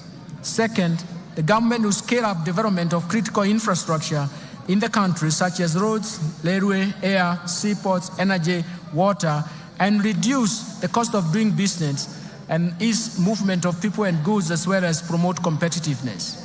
Third, the government will enhance investment in key sectors for broad-based sustainable growth by promoting agricultural transformation, growth in manufacturing, environmental conservation, and climate change mitigation, stimulating growth in tourism and sustainable land use. And all this in management will actually refocus ourselves in terms of how we can get moving in these subsectors. Fourth, the government will enhance human capital development through investment in health, education, and appropriate social safety nets for vulnerable groups, vulnerable population, for improved social and economic outcomes.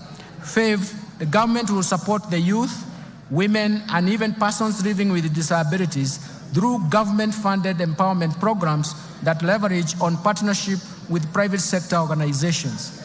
Sixth, the government will support county governments through transfer of shareable revenues to strengthen their systems and capacity in service delivery.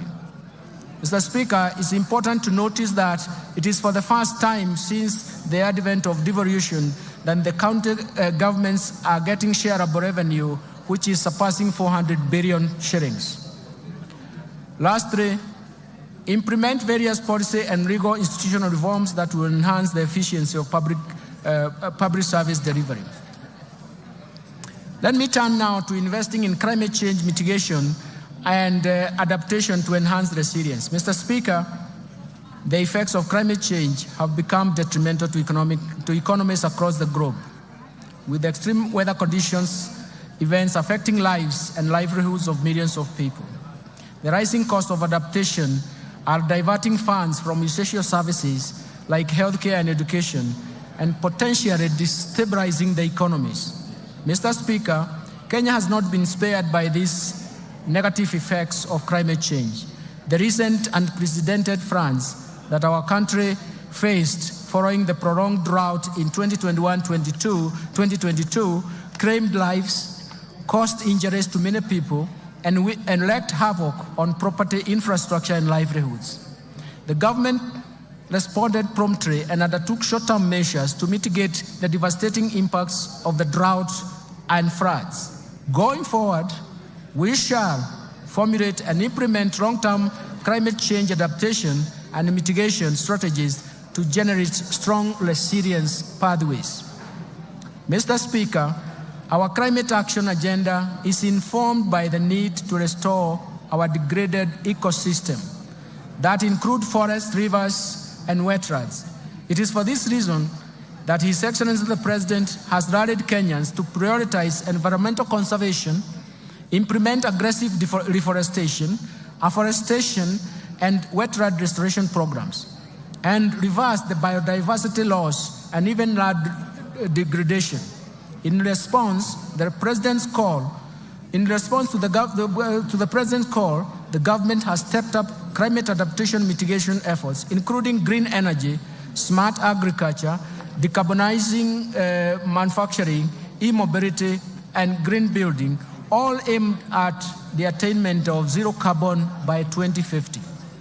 I therefore urge all Kenyans to support the government's response to the ecosystem restoration that aims to grow 15 billion trees nationwide by the year 2030. Let me turn to policy, legal, and institutional reforms. Mr. Speaker, while we have made progress as a nation, we remain alive to structural constraints that impede the pace of economic development.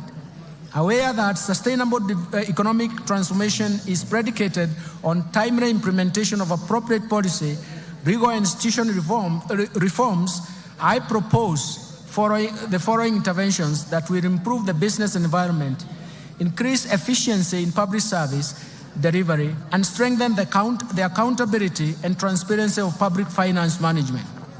First, let me focus on public procurement reforms.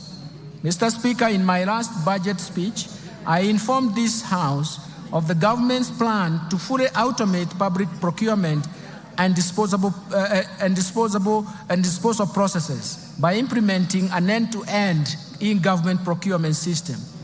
Mr. Speaker, Phase 1 of e-government procurement system has successfully undergone user acceptance testing and piloting in 12 selected MDAs and counties. This piloting will continue up to December 2024.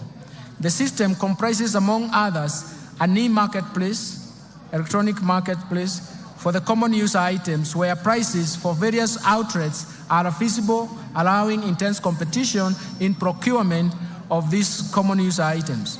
Once the e-government procurement system is rolled out, all MDAs and executive offices of county governments will be required to fully transition to the system, while state agencies and corporations,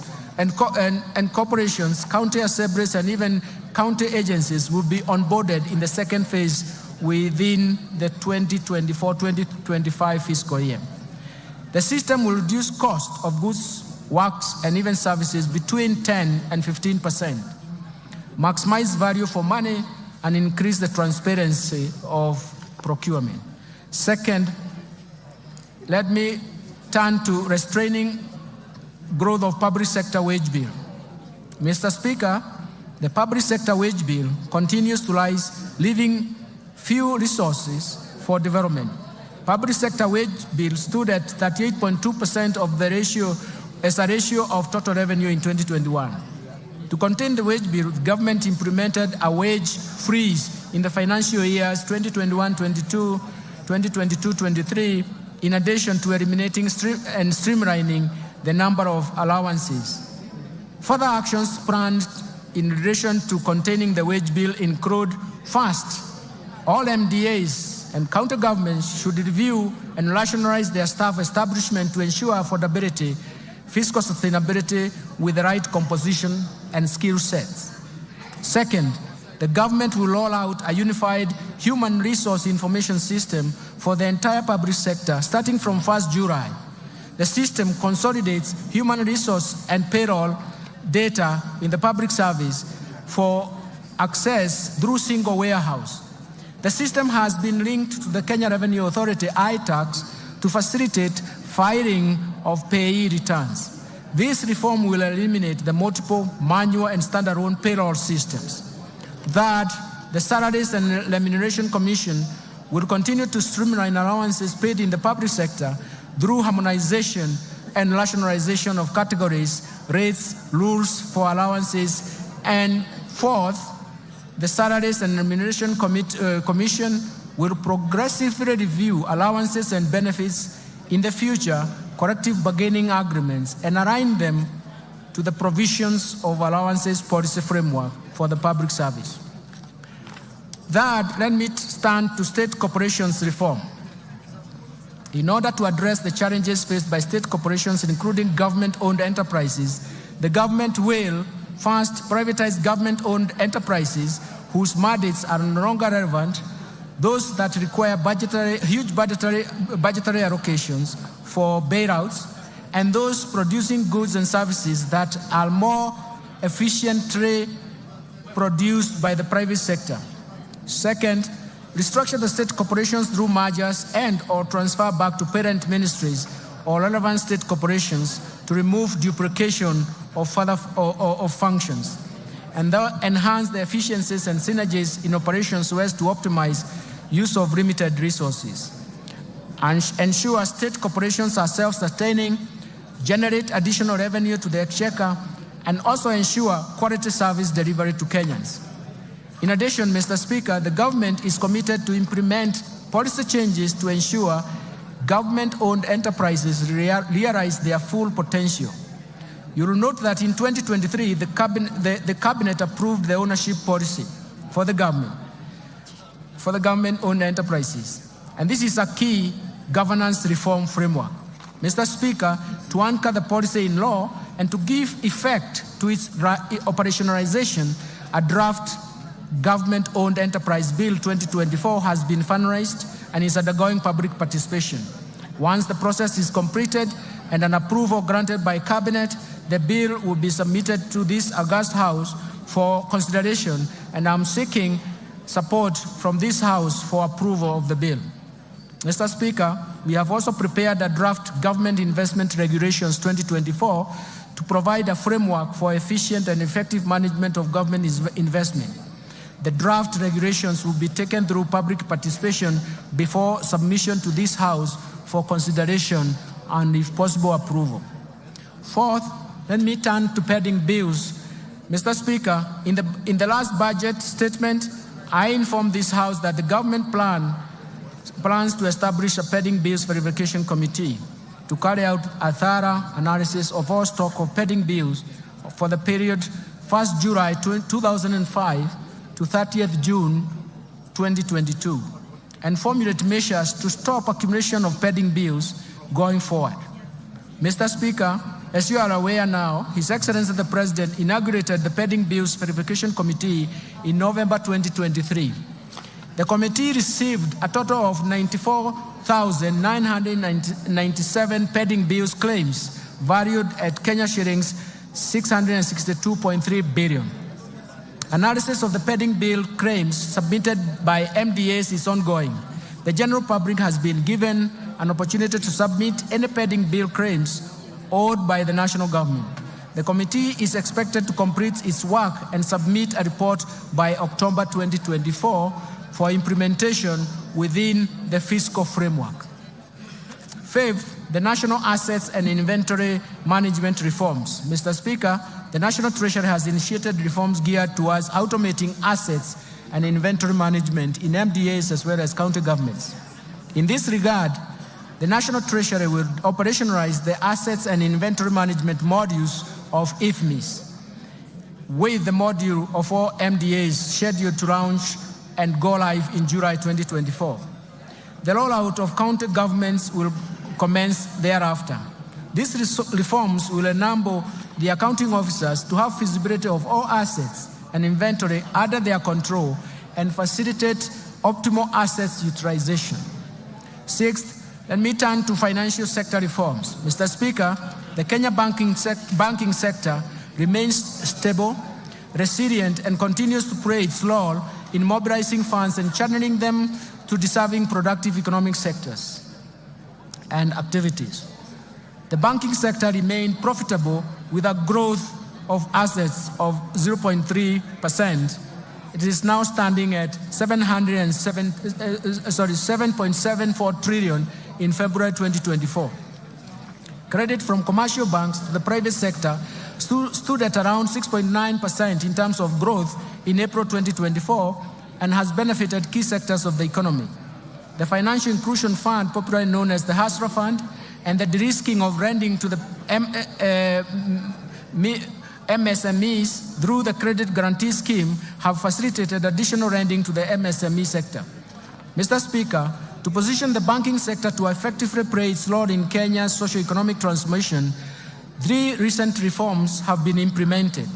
First, the licensing and oversight of digital credit providers to address inherent challenges, including the high cost of credit, unethical debt collection, inadequate disclosures and lack of transparency, breach of data privacy, and abuse of personal information. As at the end of March 2024, 51 digital credit providers have been licensed.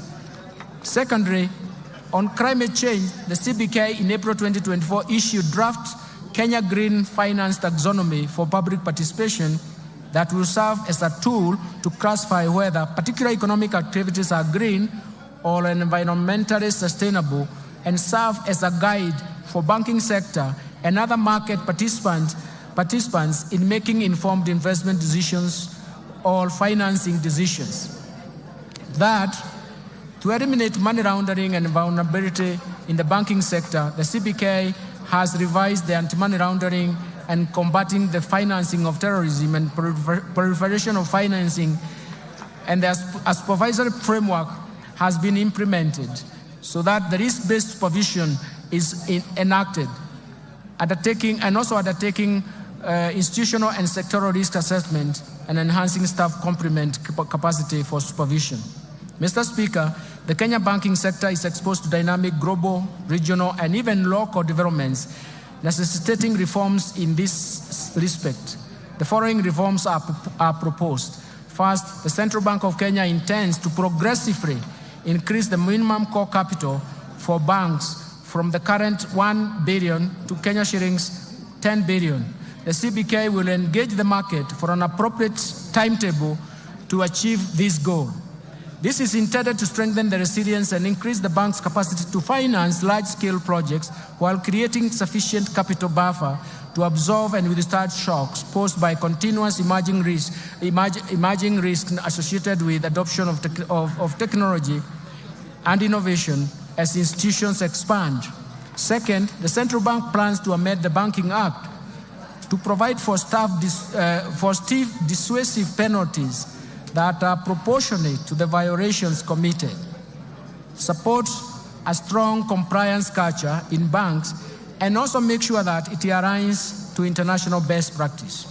Let me turn to capital markets developments. Mr. Speaker, in order to enhance price discovery and boost income for coffee farmers, the Capital Markets Authority has licensed 14 coffee brokers, and so far, 29 auctions have been conducted under the Capital Markets Coffee Exchange Regulations 2020 at the Nairobi Coffee Exchange. In addition, the authority has approved the direct settlement system, which has been operationalized by one of the local commercial banks. Let me turn to pension reforms. Mr. Speaker, majority of Kenyans remain uncovered with the retirement benefits coverage at stands at about 26%. We need to address this challenge. The Cabinet has approved the National Retirement Benefits Policy in November 2023 that requires all entities to enroll all the employees, both contractual and permanent, and pensionable for registered retirement benefits scheme. To effectively implement the policy, we have initiated the review and harmonization of all the laws governing the retirement benefits sector. Mr. Speaker, to ensure sustainability of the public service pension system, we are revamping the public service pension administration through digitization and re-engineering of the pension management system, which is expected to be completed by December 2024. Mr. Speaker, the informal sector has about 17 million workers, and that accounts for about 83% of the total workforce in the country. This segment has remained excluded from the pension coverage, mainly due to its unique and heterogeneous needs. The National Treasury has established the Kenya National Entrepreneur Saving Trust, KNEST, to handle pensions from the informal sector and anchor the savings component of the hustler fund while providing a channel for voluntary savings. Let me turn to insurance reforms. Mr. Speaker, to facilitate the growth of the insurance sector, the government developed a national insurance policy. This policy is guided by the review of the Insurance Act, which has served its purpose, albeit with progressive amendments, for the last 30 years. The Insurance Professionals Bill 2024, currently under consideration by this august House, will also strengthen the standards of practice in insurance and improve stability and performance of the insurance companies. I now turn to the fiscal framework, Mr. Speaker.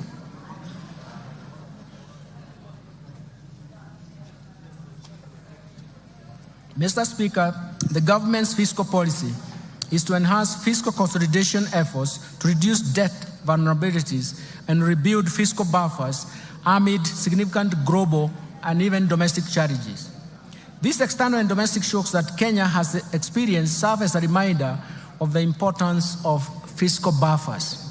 Mr. Speaker, the focus of our fiscal policy thus remains to reduce the deficit from 5.7% of GDP in the current financial year to 3.3% in the financial year 2024-2025. We're going to do this through various means. First, domestic resource mobilization. Mr. Speaker, implementation of government's plan for rapid and inclusive socio-economic transformation largely depends on robust revenue growth rate. Indeed, despite significant government investment in reforming the tax structure, the tax to GDP is estimated at 11.5% of GDP as of 2022-2023, against an estimated potential of 25% of GDP. And this is also the convergence criteria in the East African community countries. We therefore urgently need to address the challenges that negatively affects our revenue collection, some of these challenges include: first, there is an existence of hard-to-tax sectors. The economy is dominated by a large informal sector that is mostly outside the current tax instrument, leaving the country to rely on a narrow tax base, and it is time to reverse this trend. Second, proliferation of tax expenditures over the years. Tax expenditures are estimated right now at 2.9% of GDP if you consider the 2022 data, that it has major erosion to the tax base. Third, low tax compliance, largely attributed to factors such as the technical and complex nature of our tax laws and procedures, taxpayer apathy due to perceived inefficient use of tax revenues, high compliance costs, and inadequate taxpayer education. Fourth, there are difficulties in taxing emerging digital economy. The tax system is not fully equipped to deal with the emerging business models that leverage on the digital technology. Finally, Mr. Speaker, inadequate modern technology equipment for use at every stage or exit border points misdeclaration and even misclassification of goods, inadequate customs border posts, infiltration of counterfeits, smuggling, and diversion of goods.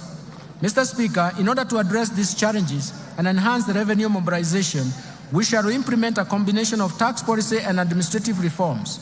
The reforms are premised on the need to ensure that taxes are more supportive to economic activity. They do not distort the market and have a predictable tax structure. The reforms include, first, implementation of tax policy and administration measures proposed in the Finance Bill 2024. Second, implementation of the medium-term revenue strategy to expand the tax base to 20% of GDP over the medium term.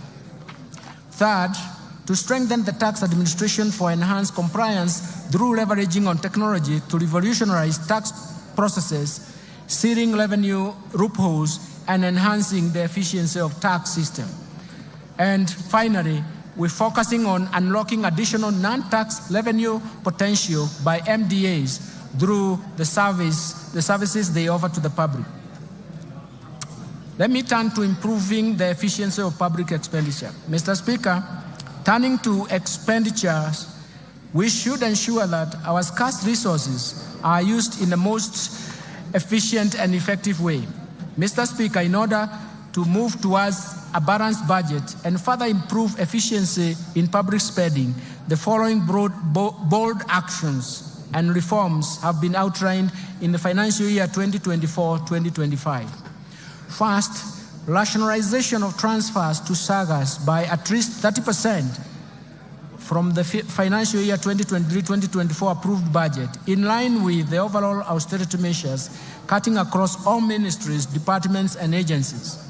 Second, curtailing spending on the following expenditure items: foreign travels, rationalization of all training expenses across government, and restricting all training to within government institutions, rationalizing all allocations for purchases of motor vehicles, and suspending purchases of furniture for a period of 1 year, and suspending all refurbishment and partitioning of government offices.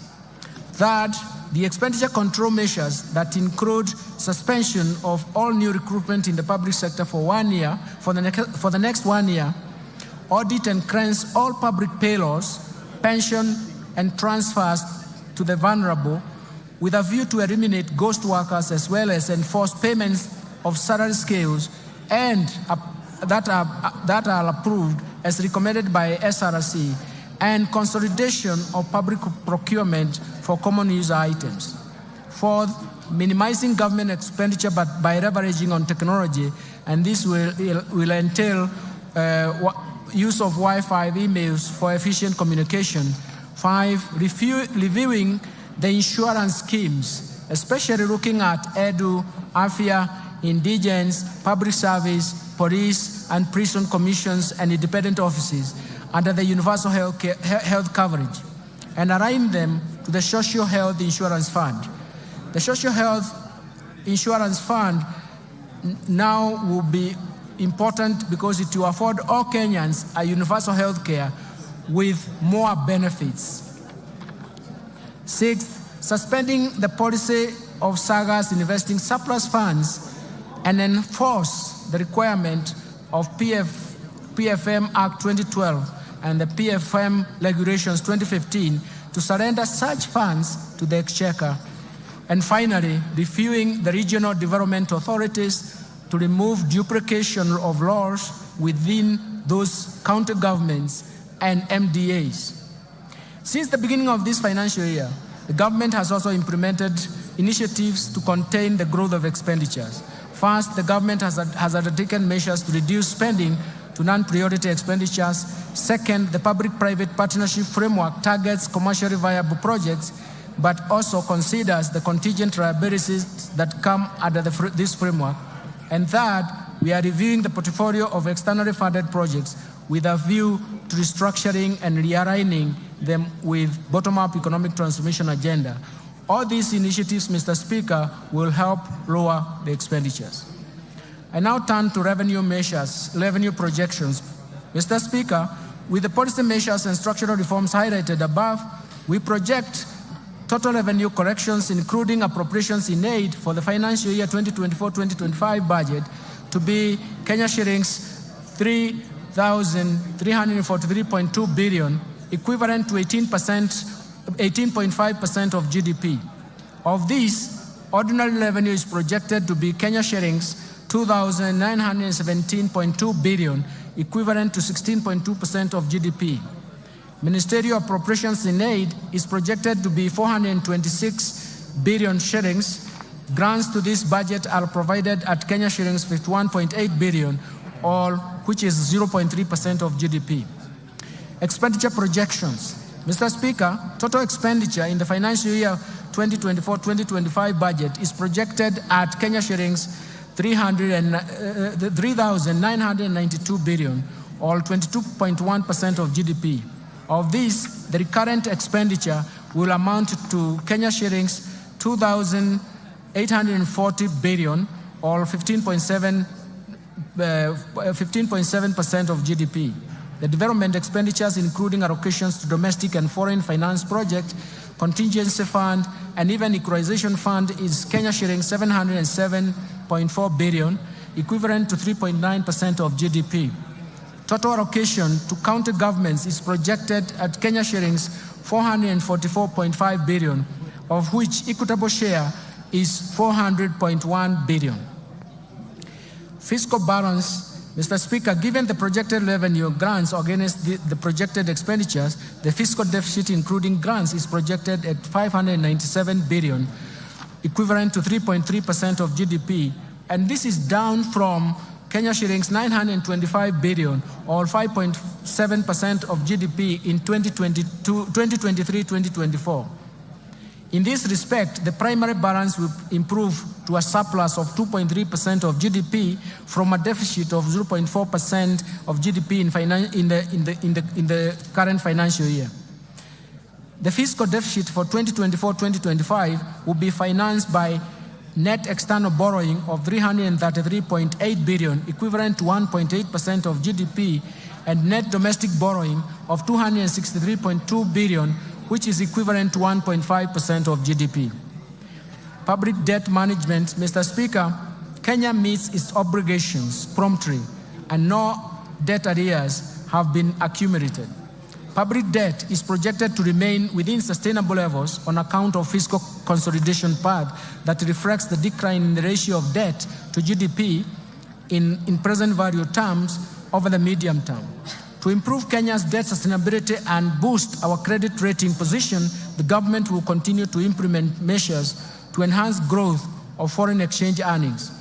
Our medium-term debt management strategy aims at lowering the cost and risks in the debt portfolio. In this regard, the government will slow down uptake of new external commercial debt and undertake liability management operations through debt swaps and other innovative solutions. The government will also diversify sources of financing through issuance of Panda Bond, Samurai Bond, and Skook in diverse financial markets in China, Japan, and the Gulf regions, respectively. The government will maximize use of concessional financing from bilateral and multilateral institutions to improve the debt sustainability and boost our credit rating. Let me turn to public-private partnership framework, Mr. Speaker. Due to the limited fiscal space, the government will continue to scale up the use of public-private partnership financing for commercially viable projects.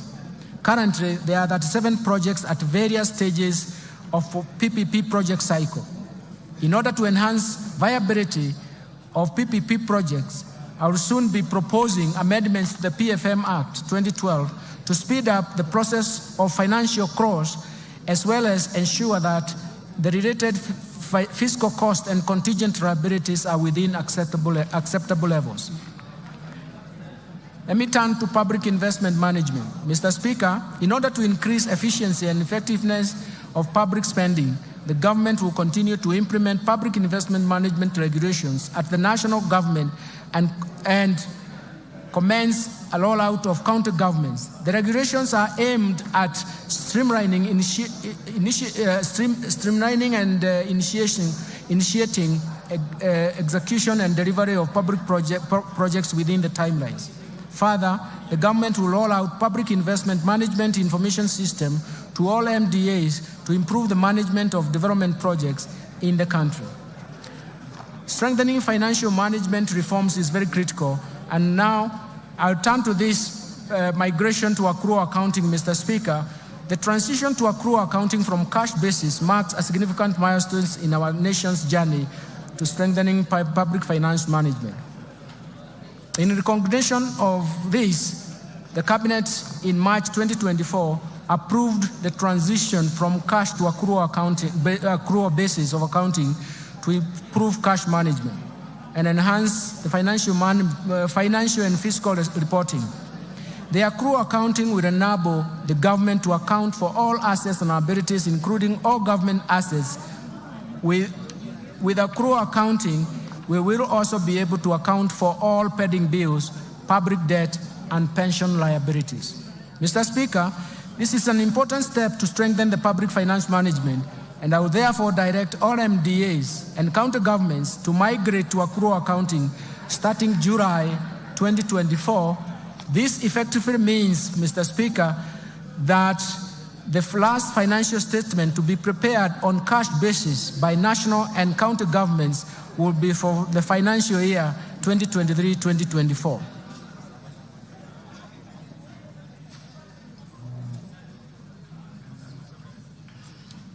Mr. Speaker, let me turn to Treasury Single Account. Mr. Speaker, the PFM Act 2012 and its attendant registration provides for the establishment of the Treasury Single Account, TSA as we call it, system at both national and county government levels.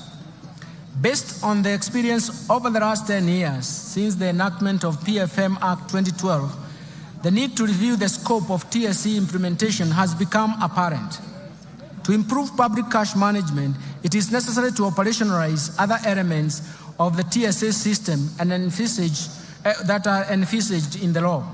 The automation of government payments through the Integrated Financial Management Information System, IFMIS, and the Central Bank of Kenya Internet Banking, IB, system forms a good basis to widen the scope of Treasury Single Account system. The National Treasury undertook an inventory of bank accounts and balances held by public sector entities in various financial institutions and established that as at 30th June 2023, these entities held Kenya shillings 431.7 billion with various financial institutions. These large cash balances were not immediately accessible at the time when the government was very, very cash strained. Mr. Speaker, to address this challenge and underscore the government's unwavering commitment for fiscal discipline, transparency, and efficiency in the management of public finances, the Cabinet approved the implementation of Treasury Single Account system in a clustered approach. The system will consolidate government cash resources into a single account held at the Central Bank of Kenya and sub-treasury single accounts at the commercial banks. The National Treasury in this respect will establish a treasury function to manage the TSA and the TSA sub-account structure so that every day the government financial position is known and ascertained. The migration of the TSA system commences on 1st July 2024. Let me now turn to resource allocation under the bottom-up economic transformation agenda. Mr. Speaker, let me turn the highlights to government spending priorities in the coming financial year. And in light of the revenue challenges, significant expenditure demands, spending in the financial year 2024 to 2025 will focus on bottom-up economic transformation agenda priorities on 5 core areas with the highest impact on the economy. The first one will be agricultural transformation and inclusive growth. Mr. Speaker, the government focus will be on agricultural transformation and inclusive growth through the value chains approach. This aims at providing adequate and affordable working capital to all farmers through cooperative societies. This, we consider them as aggregators, and deploy the modern agricultural risk management instruments that ensure farming is profitable and incomes are predictable. In addition, it aims to transform farmers from food deficit to surplus producers through input finance, subsidies, and intensive agricultural extension support. This will raise productivity of key food value chains, reduce dependence on basic food imports, revamp underperforming export crops, and expand to new high-value emerging crops, and boost tea value chain through breeding and branding. Mr. Speaker, to attain food and nutrition security, I proposed an allocation of Kenya shillings 54.6 billion for various programs under this sector.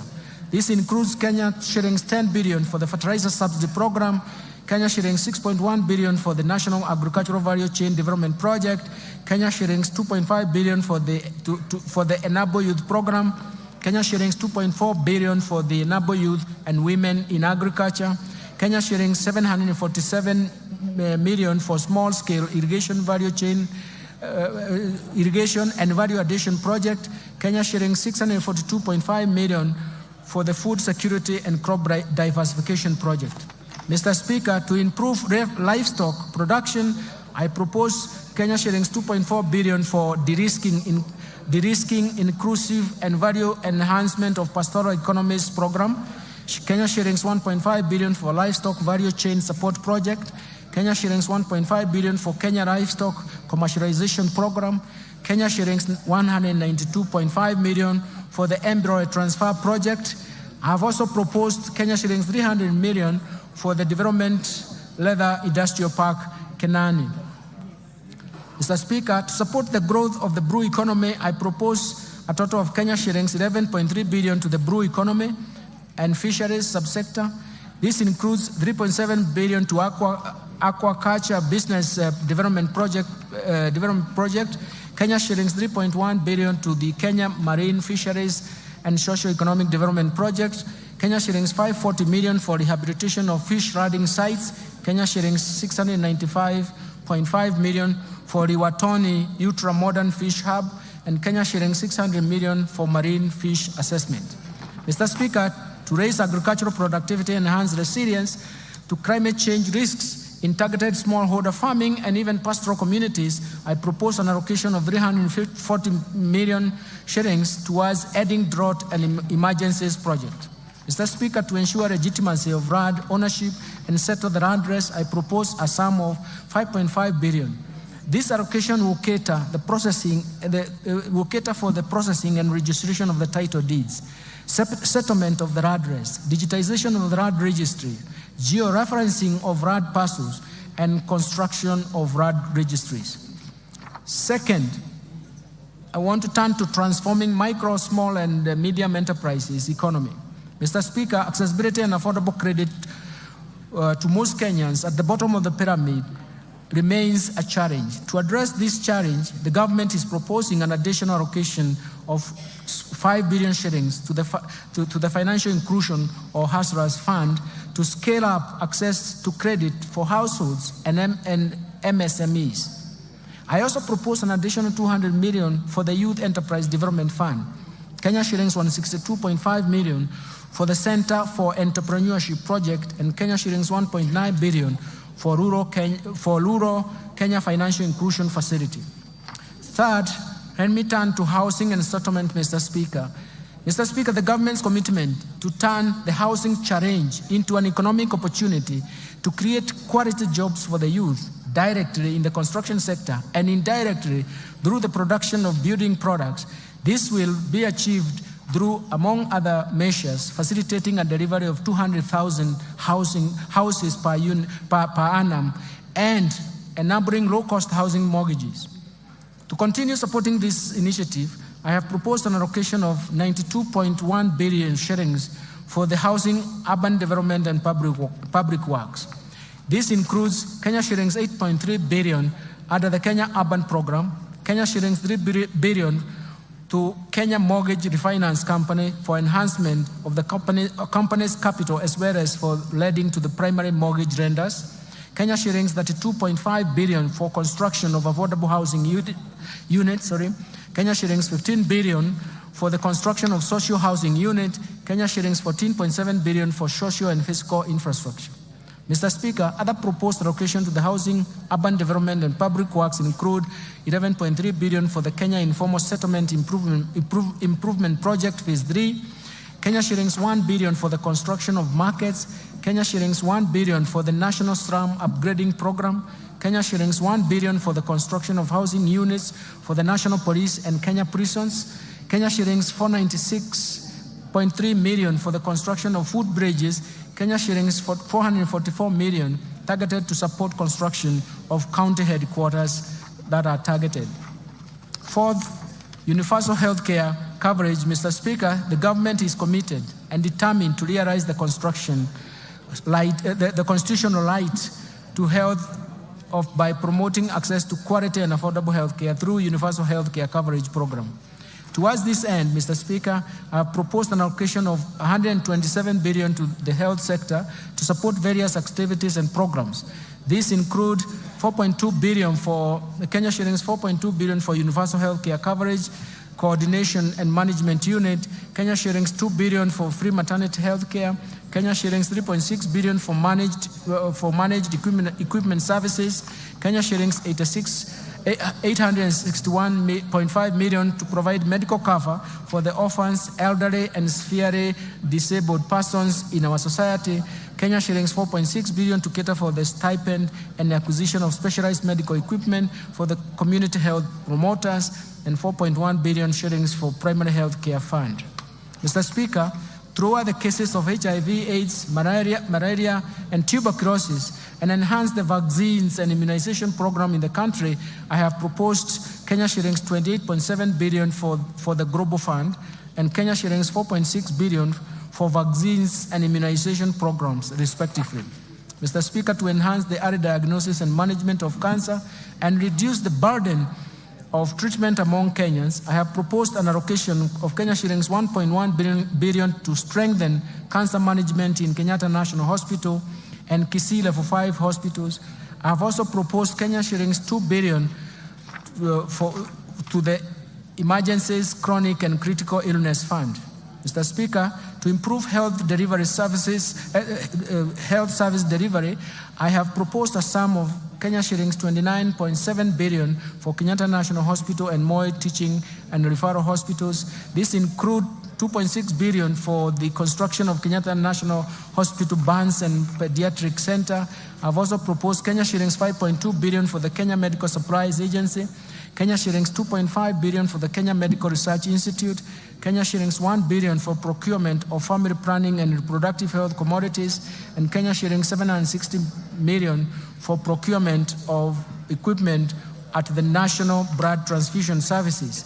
Further, to strengthen the capacity of medical personnel, I have proposed Kenya shillings 3.7 billion for medical interns, Kenya shillings 406 million for training of health personnel, and Kenya shillings 8.6 billion for Kenya Medical Training Center. Finally, the digital superhighway and creative economy. Mr. Speaker, investment in digital superhighway and creative economy continues to play a critical role in enabling the government achieve the objectives of bottom-up economic transformation agenda through increased productivity and competitiveness. On the creative economy promotion and of music, theater, and graphic design, digital animation, fashion, and craft, among others, continues to create jobs opportunities for the youth. Mr. Speaker, to support the growing digital superhighway and creative economy, I have proposed an allocation of Kenya shillings 16.3 billion to fund the initiatives in the information, communication, and technology sector. Specifically, this proposed allocation includes 1.1 billion for government shared services, 704 million for digital superhighway, 2.3 billion for the construction of Kenya Advanced Institute of Science and Technology at Concert Technopolis, 2.8 billion for Kenya Digital Economy Acceleration Project, and 2.8 billion for maintenance and rehabilitation of the last mile county connectivity network. In order to fast track the developments of the Concert Technopolis city, I have proposed an allocation of 1.5 billion for the horizontal infrastructure phase 1 and Kenya shillings 5.2 billion for the Concert data center and smart city facilities. Other key allocations to critical sectors supporting better include investment in critical infrastructure. Mr. Speaker, the government continues to expand and maintain critical infrastructure in roads, railways, sea, and airports to achieve socio-economic transformation that will also enhance Kenya's competitiveness and facilitate cross-border trade and regional integration. Towards this end, I have proposed an allocation of Kenya shillings 193.4 billion for development of roads. This includes 86.2 billion to support construction of roads and bridges, Kenya shillings 37.7 billion for the rehabilitation of roads, and Kenya shillings 69.5 billion for road maintenance. Mr. Speaker, to expand the railway transport and even associated infrastructure, I have proposed Kenya shillings 25.2 billion. I have also proposed Kenya shillings 2.4 billion for infrastructure development at Dogokudu Special Economic Zone, Kenya shillings 1 billion for Nairobi Bus Rapid Transport Project, Kenya shillings 316 million for promotion of e-mobility project, and Kenya shillings 239.4 billion for the development of Nairobi Railway City. To facilitate movement of goods and people in our inland waters, I have proposed an additional Kenya shillings 200 million for acquisition of ferries for Lake Victoria. Mr. Speaker, to scale up production of reliable and affordable energy, I have proposed an allocation of 69.7 billion to the energy subsector. This includes Kenya shillings 27.8 billion for the national grid system, Kenya shillings 24 billion for rural electrification, Kenya shillings 14 billion for the development of geothermal energy, Kenya shillings 2.2 billion for the alternative energy technologies, and Kenya shillings 920 million for the development of nuclear energy. Mr. Speaker, I now turn to improving education outcomes. The government continues to invest in education to improve education outcomes and create a level playing field for all Kenyan children.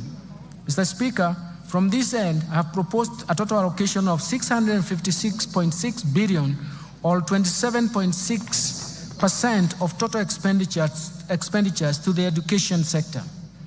This includes Kenya shillings 358.2 billion to the Teacher Service Commission, Kenya shillings 142.3 billion for basic education, Kenya shillings 128 billion for higher education and research, Kenya shillings 30.7 billion for technical vocational education and training. Mr. Speaker, the allocation of the education sector includes Kenya shillings 9.1 billion free primary education, 61.9 billion shillings for free day secondary education, Kenya shillings 30.7 billion for junior secondary school capitation, and Kenya shillings 5 billion for the examinations fee waiver. In addition, Mr. Speaker, I have proposed an allocation of Kenya shillings 13.4 billion for the conversion of 46,000 junior secondary school interns to permanent and pensionable terms. Kenya shillings 1.3 billion for the training of teachers on competency-based curriculum, and Kenya shillings 360 million for the digital literacy program and ICT integration in our secondary schools. Mr. Speaker, to support infrastructure and infrastructure development and ensure safe learning in our schools, I have proposed an allocation of Kenya shillings 3.2 billion for primary and secondary schools infrastructure, Kenya shillings 1 billion for construction of classroom for junior secondary schools, and Kenya shillings 2.3 billion for the construction and equipping of technical training institutes and vocational training centers. Further, I have proposed Kenya shillings 11.1 billion for the Kenya Primary Education Equity in Learning Program, Kenya shilling 1.8 billion for construction of integrated resource centers, and Kenya shillings 1.5 billion for the Kenya Secondary Education Quality Improvement Project. Mr. Speaker, other proposed allocations to the education sector include Kenya shillings 1.1 billion for the research, science, and technology innovation. Mr. Speaker, the government is implementing the new funding model for public universities and TVET institutions through the provision of government scholarships and loans apportioned according to students' need. The new funding framework seeks to offer students whose households are at the bottom of the pyramid equal opportunity in accessing university education as well as technical training.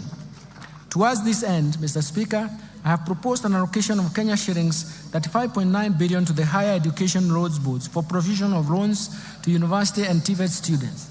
Kenya shillings 16.9 billion for the scholarship for university students, and Kenya shillings 7.7 billion capitation and scholarship for TVET students. Let me move now to supporting manufacturing for job creation. Mr. Speaker, further to promote local industries, I have proposed an allocation of Kenya shillings 23.7 billion under various implementing ministries, departments, and agencies. Out of these, 4.5 billion will support establishment of county integrated agro-industrial parks, Kenya shillings 1.9 billion for supporting access to finance and enterprise recovery SAFA project, Kenya shillings 1.1 billion for construction of investor sheds in Athi River, Kenya shillings 1.9 billion for establishment of 6 flagship export processing zones hubs, Kenya shillings 440 million to the development of special economic zones textile park in Naivasha, and Kenya shillings 1 billion for the Kenya Jobs Economic Transformation KJET. In addition, Mr. Speaker, in order to revitalize and maximize benefits from our cash crops, the government will make further investments towards revival and enhancement of output. In this respect, Mr. Speaker, I have proposed Kenya shillings 2 billion for Coffee Cherry Revolving Fund. This is in addition to Kenya shillings 4 billion allocated in the current fiscal year. Kenya shillings 1.5 billion for payments of debts owed to sugarcane farmers, arrears to employees, and maintenance of cane testing units. Kenya shillings 120 million for cotton industry revitalization project, and Kenya shillings 150 million for the pyrethrum industry recovery.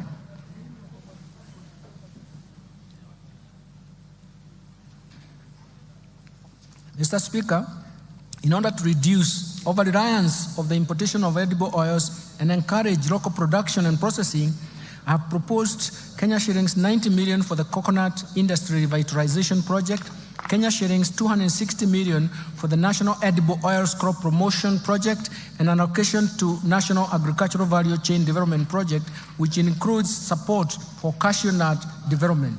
Mr. Speaker, to enhance milk processing, I have proposed Kenya shillings 1.5 billion for excess milk mop-up, Kenya shilling 500 million for modernization of KCC milk factories, and Kenya shillings 250 million for the construction of a milk factory in Narok. Mr. Speaker, to equip our youth with essential training and internship opportunities, I have proposed an allocation of 1.3 billion for the Kenya Industry and Entrepreneurship Project, Kenya shillings 119.9 million for the construction of industrial research laboratories, and Kenya shillings 114.3 million for the constituency industrial development centers.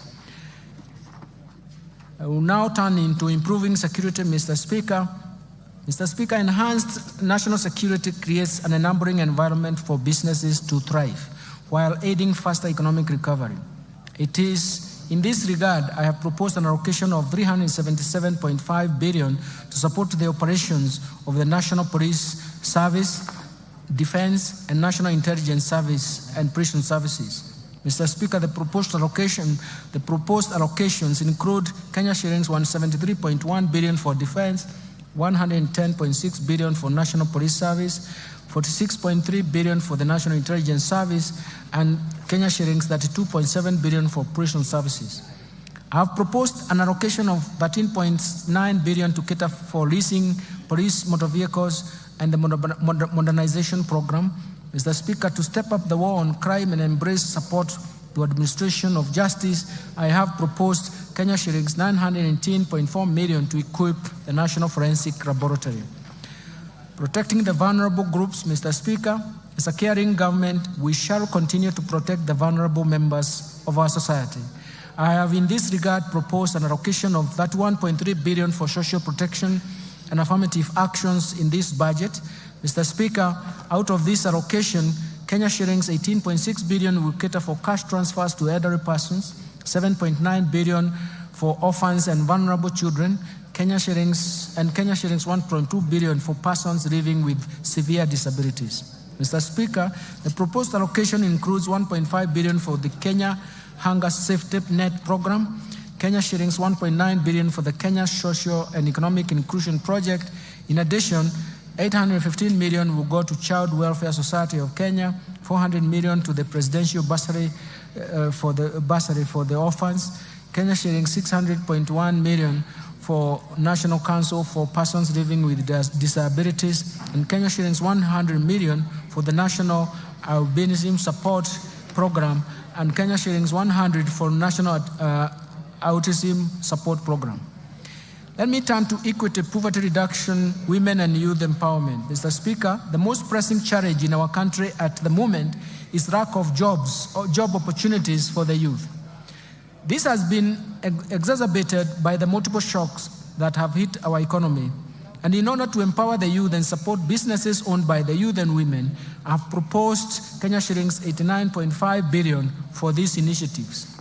This allocation includes 10.4 billion for the National Youth Service, 1.1 billion for the Kenya Youth Empowerment Program, 200 million for the Youth Enterprise Development Fund, 162.5 billion for the Center for Entrepreneurship, 230 million for the establishment of youth empowerment centers, 2.7 million to National Youth Opportunity Towards Advancement, NYOTA. In addition, I have proposed Kenya shillings 649.8 million to strengthen the film industry in Kenya. Mr. Speaker, the government is committed to ensuring increased income for our women through employment creation and supporting women-led enterprises. And to further empower our women, I have proposed Kenya shillings 182.8 million for the Women Enterprise Fund, Kenya shillings 3.5 billion for the National Government Affirmative Action Fund. Mr. Speaker, to promote regional equity, reduce poverty, and enhance social development, I have proposed Kenya shillings 63 billion for the National Government Constituency Development Fund, as well as Kenya shillings 8 billion for the Equalization Fund to finance programs identified in marginal areas. Let me turn now to stimulating tourism, growth, sports, culture, and recreation and arts. Mr. Speaker, the government has prioritized expanding the space for creativity, including freedom of expression and protection of intellectual property rights. The government will also strengthen mainstreaming of arts and culture, infrastructure and support cultural production, and as well as creative economy. We are also cognizant of the brand value of Kenyans participating and excelling in international sports arena as incalculable. To support tourism, sports, culture, and even recreation, I have proposed an allocation of 23.7 billion, and this includes an allocation of 16.5 billion for the Sports, Arts, Social Development Fund, Kenya shillings 4.9 billion for the Tourism Fund, and Kenya shillings 2.2 billion for the Tourism Promotion Fund. Let me turn to environment protection, water and natural resources. Mr. Speaker, in order to support environment and water conservation and respond to climate change, I have proposed an allocation of Kenya shillings 10.7 billion for forest resources conservation and management, 1.7 billion for forest research and development, 2.7 billion for environment management and protection, 5.9 billion for the Kenya Financing Locally Led Climate Action Project, 1.6 billion for meteorological services, and Kenya shillings 13.1 billion for wildlife security, conservation, and management. In addition, Mr. Speaker, I have proposed Kenya shillings 1 billion for wildlife research and development, Kenya shillings 1.2 billion for human-wildlife conflict compensation, and Kenya shillings 800 million for wildlife insurance. Mr. Speaker, to expand and access clean and adequate water for domestic and agricultural use, I have proposed an allocation of Kenya shillings 36.6 billion for the water and sewerage infrastructure development, 12.5 billion for water resources management, and Kenya shillings 1.9 billion for water storage and flood control. In addition, I have proposed 17.8 billion for irrigation and land reclamation, Kenya shillings 1.9 billion for water harvesting and storage for irrigation. I now turn to improving governance and sustaining the fight against corruption. To enhance good governance and Mr. Speaker, and scale up fight against corruption, I have proposed Kenya shillings 4.2 billion for the Ethics and Anti-Corruption Commission, 4 billion for the Office of Director of Public Prosecution, 6.9 billion for the State Law Office, 8.7 billion for the Office of the Auditor General. In addition, Mr. Speaker, to enhance the oversight and registration of the role of Parliament, I propose an allocation of Kenya shillings 44.6 billion for Parliament. To enable administration and justice, I propose an allocation of 24.7 billion for the judiciary. This includes 900 million for construction and refurbishment of courts and 800 million for the automation of the judiciary. Allocations to the county governments, Mr. Speaker, I turn to this. The county governments will receive a proposed allocation of 400.1 billion as equitable share in the financial year 2024-2025. It's for the first time that they have arrived to this figure of 400 and surpassed it in the last 12 years of devolution.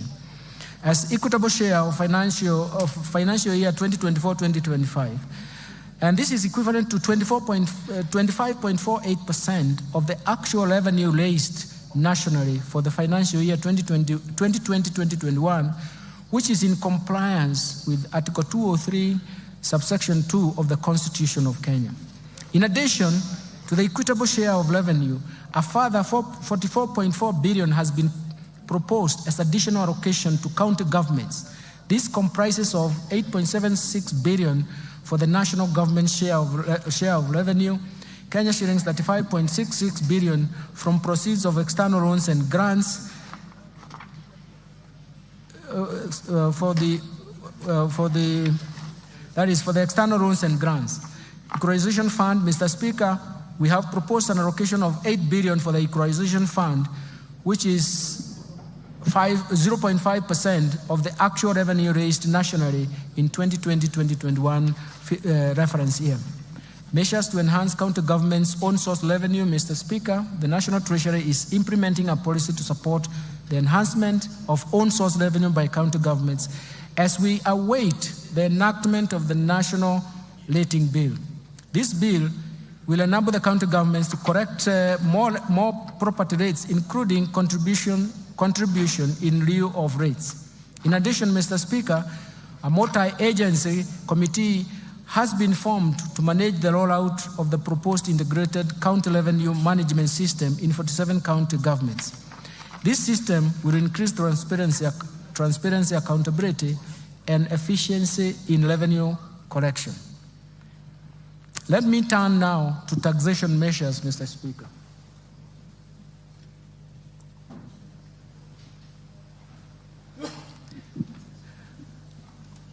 The policy measures to support the budget, the tax policy measures supporting the budget for the financial year 2024-2025 budget are very, very critical. In the course of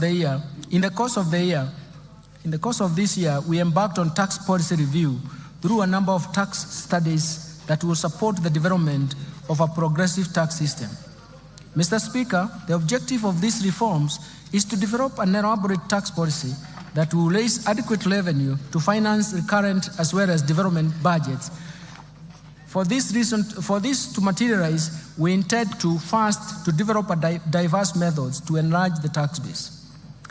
Second, we want to make sure that we minimize tax expenditures that amount to Kenya shillings 396 billion, which is equivalent to 2.9% of GDP as of 2022. Of the Kenya shillings 396 billion, 63.1% of it is on VAT refunds alone on zero-rated final consumer goods. Third, we want to create a tax system that is not only predictable to taxpayers, but also yields predictable revenues to government.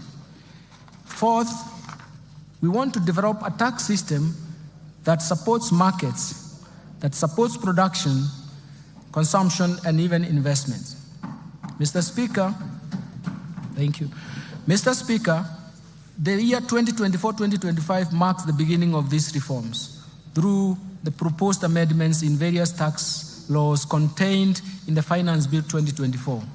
Mr. Speaker, these reforms are part of a wider tax policy reforms contained in the medium-term revenue strategy, and I will shortly be providing highlights of these reforms. Additionally, Mr. Speaker, during the East African Community pre-budget consultations held in May 2024, the ministers responsible for finance and economic planning in the East African Community region agreed on customs measures that will support and protect industries in the region.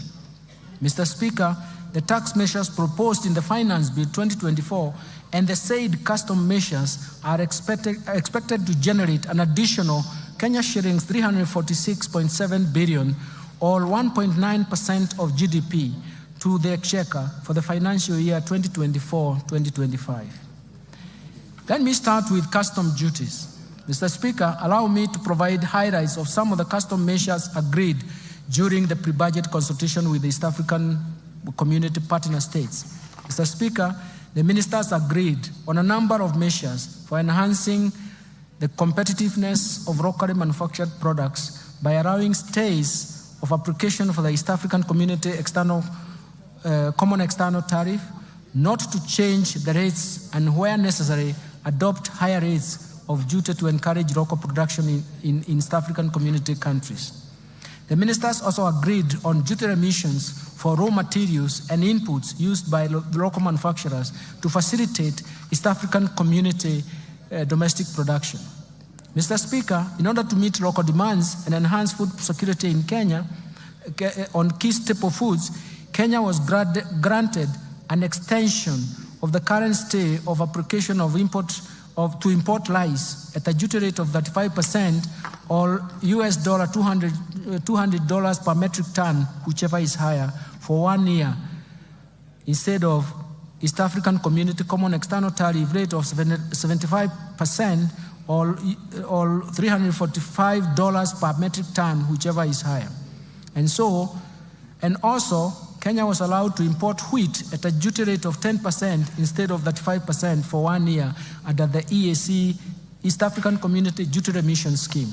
Mr. Speaker, Kenya has a strong assembly of electronics industry, including mobile phones. In order to further open up the ICT sector to more investors, Kenya requested for duty remission on inputs for manufacture and assembly of smart telecommunication devices, including mobile phones, laptops, and tablets. This request was granted. Mr. Speaker, the local assembly of automotives continues to facilitate job creation with positive ripple effects in other supportive sectors, especially in the manufacturing of spare parts. In this regard, Kenya continued to develop capacity in the assembly of prime movers, road tractors, trailers, to meet both local and regional demand. In order to safeguard this capacity, Kenya was granted a stay of application of East African Common External Tariff rate of 10% to apply a duty rate of 25% for prime movers and 35% for trailers for 1 year. Further, in order to continue supporting the assembly of motorcycles in the region, East African Community ministers in this regard agreed to extend the duty remission on importation of raw materials for the manufacture of parts used in the assembly of motorcycles, including leaf springs and wiring harness. In addition, ministers agreed to extend duty remission for completely knocked down kits for assembly of motorcycles at the rate of 10%. Mr. Speaker, the growth of investment in metal and allied subsector has enhanced the capacity to manufacture various iron and steel products in the region.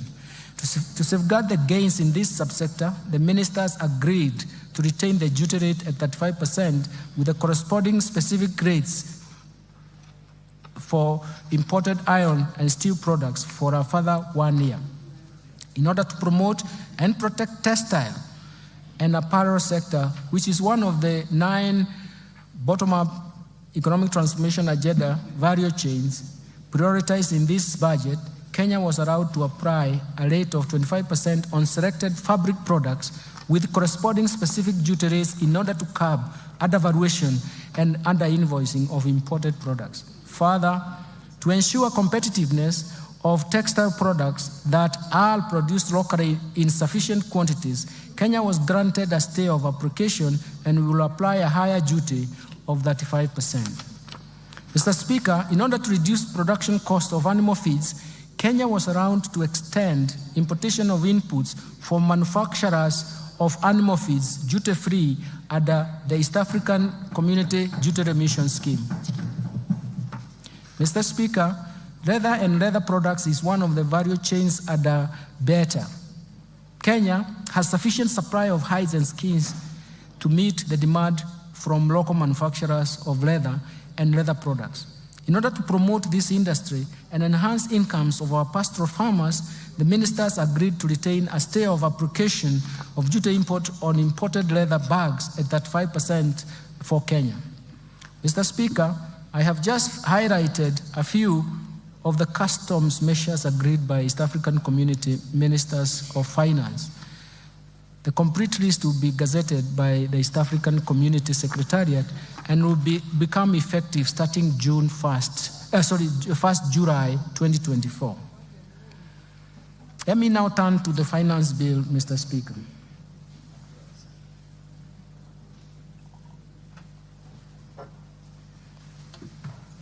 Mr. Speaker, allow me to highlight tax policy measures proposed in the Finance Bill 2024. I will begin with the proposed amendments to the Income Tax Act, followed by Value-Added Tax, Excise Duty Act, Tax Procedures Act, and Miscellaneous Fees and Levies. Mr. Speaker, let me start with amendments to the Income Tax Act. Currently, retirement benefits, Mr. Speaker, are subjected to tax. This taxation ceases at the age of 65 years. In order to support the retired employees, I propose to amend the Income Tax Act to exempt all retirement benefits paid from the Registered Pension Fund, Registered Provident Fund, Registered Individual Retirement Fund, and National Social Security Fund and the Public Pension Scheme upon attainment of the retirement age. Mr. Speaker, for the individuals who take up early retirement, this exemption will only apply if the individual has contributed to the pension scheme for a period of 20 years from the date of registration as a member. Mr. Speaker, in addition, the annual limit of pension contribution that is exempt from tax is 30% of the individual income, or Kenya shillings 240,000, whichever is lower. Considering that this limit has not been revised since 2005, and to encourage savings for social security after retirement, I propose to increase this limit to 360,000 shillings per annum. Further, Mr. Speaker, I propose to allow deduction contribution to a post-retirement medical fund subject to a limit of Kenya shillings 10,000 per month. This will promote savings for post-retirement healthcare needs. Mr. Speaker, currently the threshold above which withholding tax applies on payments for management fees, professional fees, training fees, and contractual fees is Kenya shillings 24,000 per month. I propose to amend the Income Tax Act to remove this threshold since it creates a room for tax planning and is a challenge to tax administration. Mr. Speaker, despite the Income Tax Act providing a corporate tax rate of 30%, some taxpayers pay tax at an effective rate of less than 15%. This is due to vigorous tax planning and tax incentives provided under the Act. To prevent this practice, I propose to amend Income Tax Act to introduce a minimum top-up tax payable by a multinational group with a consolidated annual turnover of euro 750 million, whose effective corporate tax rate is below 15%. Mr. Speaker, the spectrum of license fees paid by telecommunication operators are currently not tax deductible, creating unfairness in the tax system. In this regard, I propose to amend the Income Tax Act to allow telecommunications network operators to deduct the spectrum licenses fees over a period of 10 years.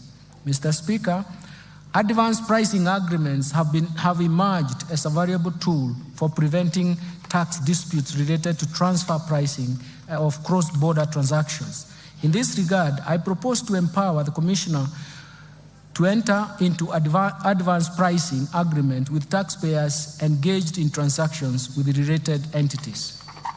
Mr. Speaker, to attract international financial investors in Kenya and reinforce Kenya's position as a regional financial hub, I propose to reduce the rate of capital gains tax from 15% to 5% for firms certified by the Nairobi International Financial Center Authority.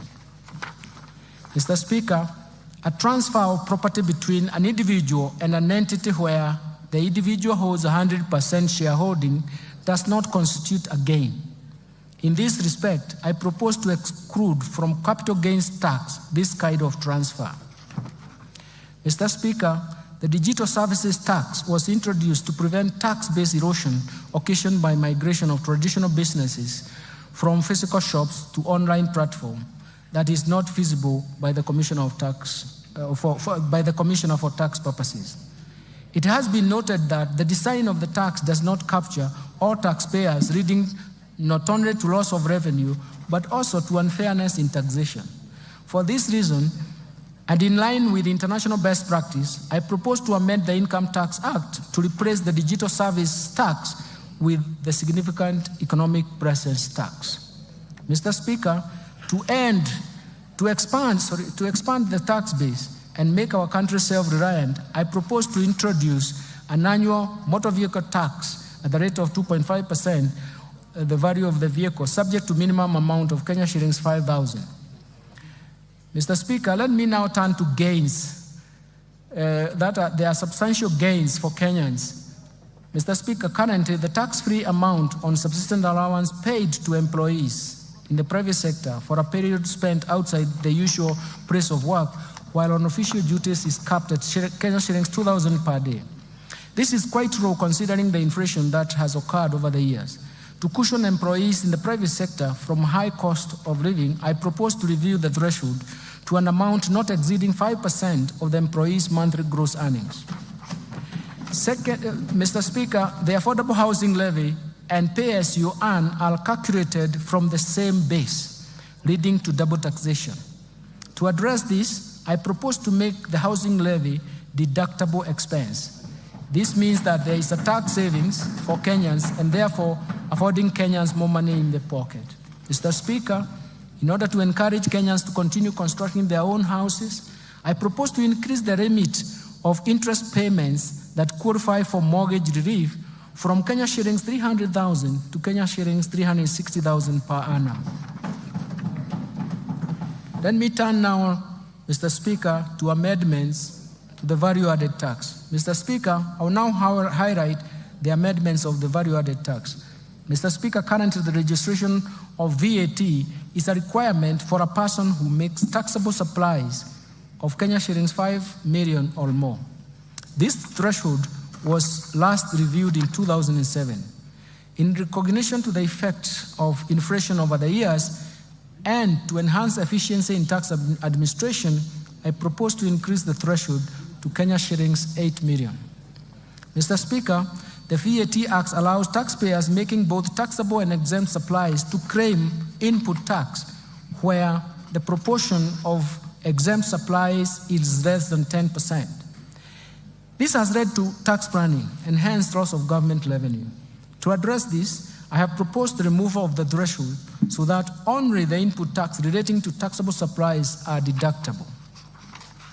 Mr. Speaker, in support of the government's effort to combat malaria, I propose to remove VAT on mosquito repellents and raw materials used in the manufacture of repellents. This will encourage local production of the repellents. Mr. Speaker, tax expenditure was estimated at 393.6 billion, or about 2.9% of GDP for the year 2022. Of this amount, VAT tax expenditure amounted to 248.3 billion, or what is 63.1% of the total estimate of tax expenditure, which is a large erosion of the VAT tax base. Mr. Speaker, tax expenditure creates avenues for revenue leakage and thus denying government the revenue to support key priorities that benefit majority of Kenyans, of the citizens in Kenya.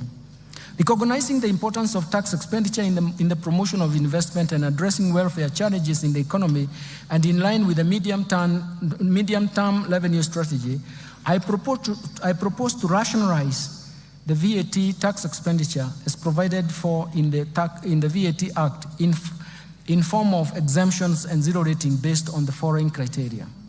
First, that goods currently exempt be subjected to VAT. Second, zero-rated finished goods and consumer goods and services be exempt from VAT. Third, zero rating be restricted to goods and taxable services meant for export. Based on the above, Mr. Speaker, based on the above criteria, Mr. Speaker, I have proposed several amendments to the first schedule of the VAT Act in order to move some goods and services from exempt to VAT-able status. In addition, I have also proposed amendments to the second schedule of the VAT Act so that we can move some of the goods and services from zero rating to either exempt status or VAT-able. This rationalization is expected to expand the VAT tax base and create fairness in taxation. Let me turn now to amendments in the Excise Duty Act. Mr. Speaker, the tax measures I have proposed under excise duty, I propose to change as follows. I propose to change the due date of payment of excise duty on alcoholic beverages from 24 hours within 5 working days after removal from the stockroom. The 24 hours time frame has posed administrative challenges and cash flow, as well as cash flow challenges to the taxpayers. Mr. Speaker, to protect local assemblies and create fairness and equity in taxation, I propose an introduction of excise duty on imported fully built motorcycle at the rate of 10% of the customs value, in addition to specific tax duty rate of Kenya shillings 12,952.83 cents per unit, whichever is higher.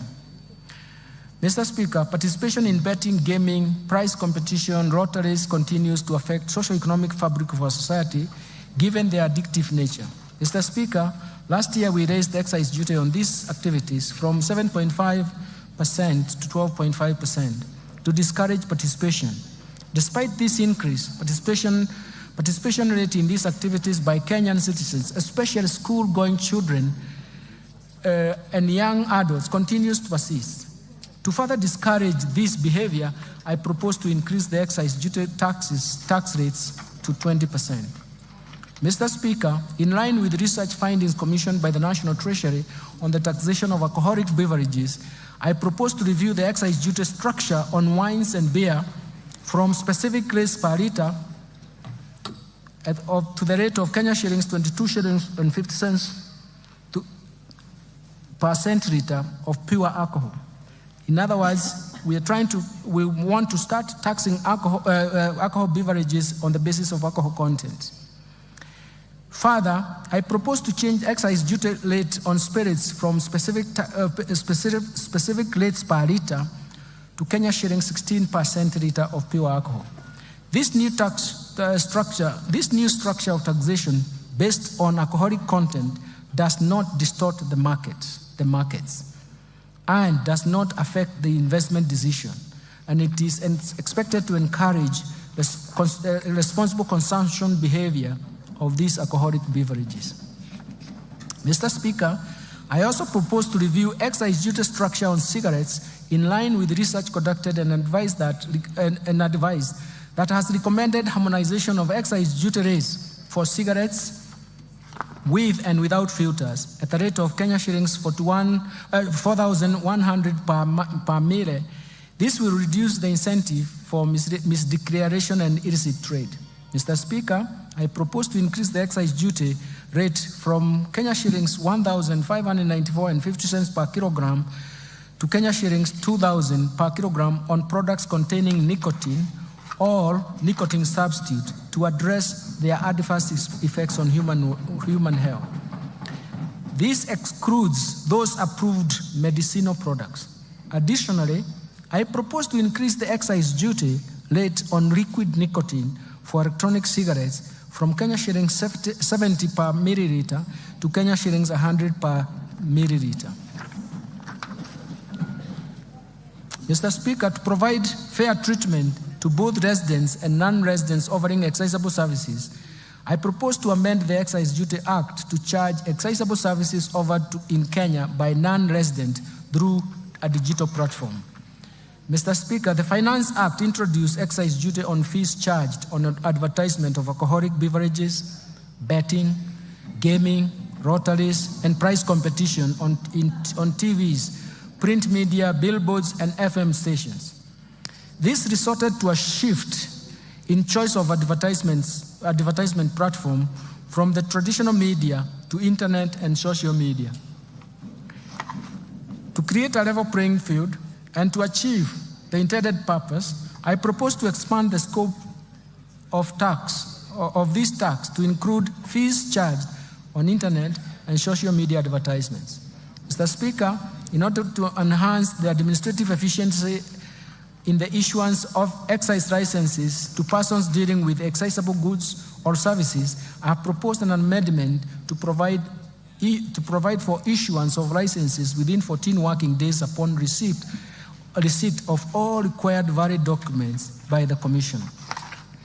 Mr. Speaker, the Finance Act 2023 introduced duty on imported eggs, potatoes, onions at the rate of 25%.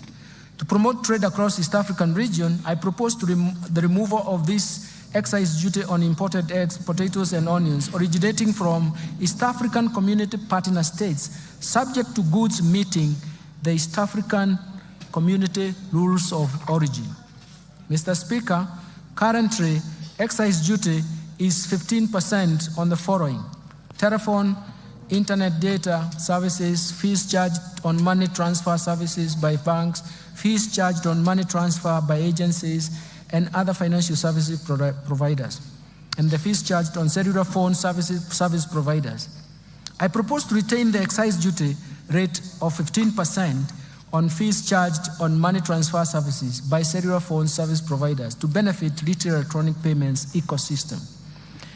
Let me now move to amendments to Tax Procedures Act. Mr. Speaker, I will now highlight those proposed amendments of the Tax Procedures Act. Currently, there is no validity period for the agency notices issued for enforcement of correction of unpaid taxes. This gap often leads to tax disputes and delayed revenue correction. To address this, I propose to amend the Tax Procedures Act to provide 1 year validity period for agency notices. Mr. Speaker, in order to align the timelines for claiming VAT and in the Tax Procedures Act and VAT Act, I propose to delete the reference on timeliness for claiming refunds at the VAT Act, so that the applicable timeline is the 6 months that is provided under the Tax Procedures Act. Mr. Speaker, currently registered manufacturers whose value of investments is in the preceding year, in the preceding 3 years is at least 3 million, are exempted from withholding tax. In order to promote equity and create fairness to all manufacturers, I propose to amend the Tax Procedures Act to remove this exemption.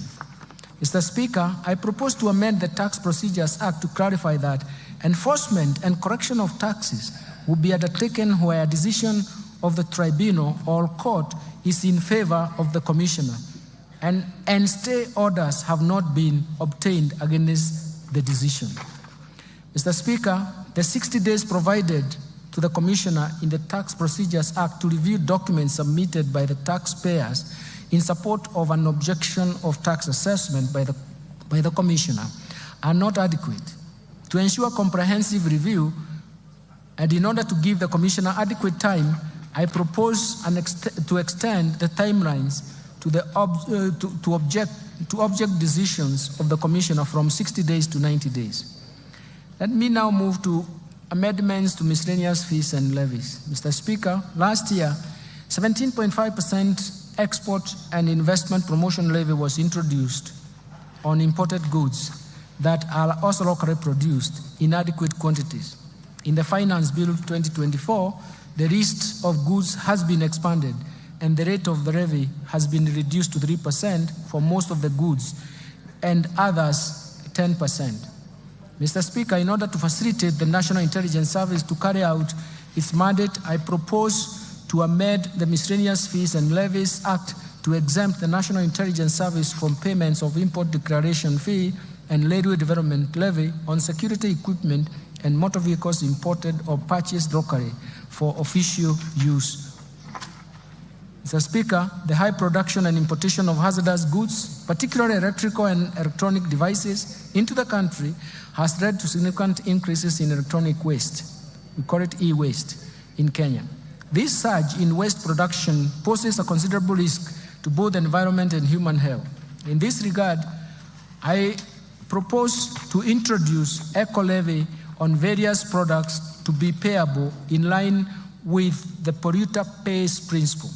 Mr. Speaker, the levy will be imposed under the Miscellaneous Fees and Levies Act. Then we turn to the amendments to the Kenya Revenue Authority Act. Mr. Speaker, to enhance public knowledge and literacy on tax matters, I propose to amend the Kenya Revenue Act to enable Kenya School of Revenue Administration collaborate with other institutions of higher learning, develop curricula, assess, examine students, and award certificates in tax matters. I have submitted this amendment in a separate bill. In conclusion, Mr. Speaker, the government, under the leadership of His Excellency, the President, Honorable Dr. William Samoei Ruto, has succeeded in steering the economy through a very difficult period of global and domestic challenges. Remarkably, the economy has recovered from the lagged effects of COVID-19 pandemic and unwinding from persistent and successive domestic and external shocks that created some permanent effects. Mr. Speaker, the policies and structural reforms outlined in this budget have laid a firm foundation to protect the fragile recovery for a sustained socio-economic transformation. Financing development is critical to this economic transformation.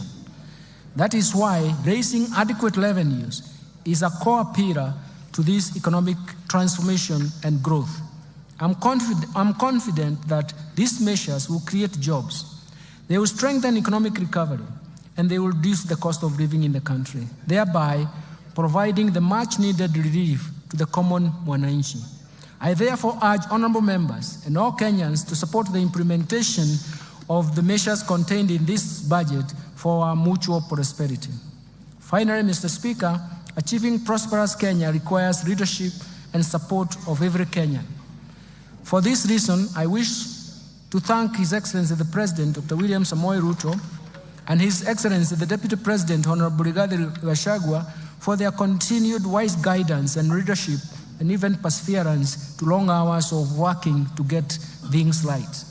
My special appreciation goes to Prime Cabinet Secretary, the Attorney General, my fellow Cabinet Secretaries, and the respective Principal Secretaries and accounting officers and staff of all MDAs for their support and contribution to the financial year 2024-2025 budget making process and contributions to these budget proposals.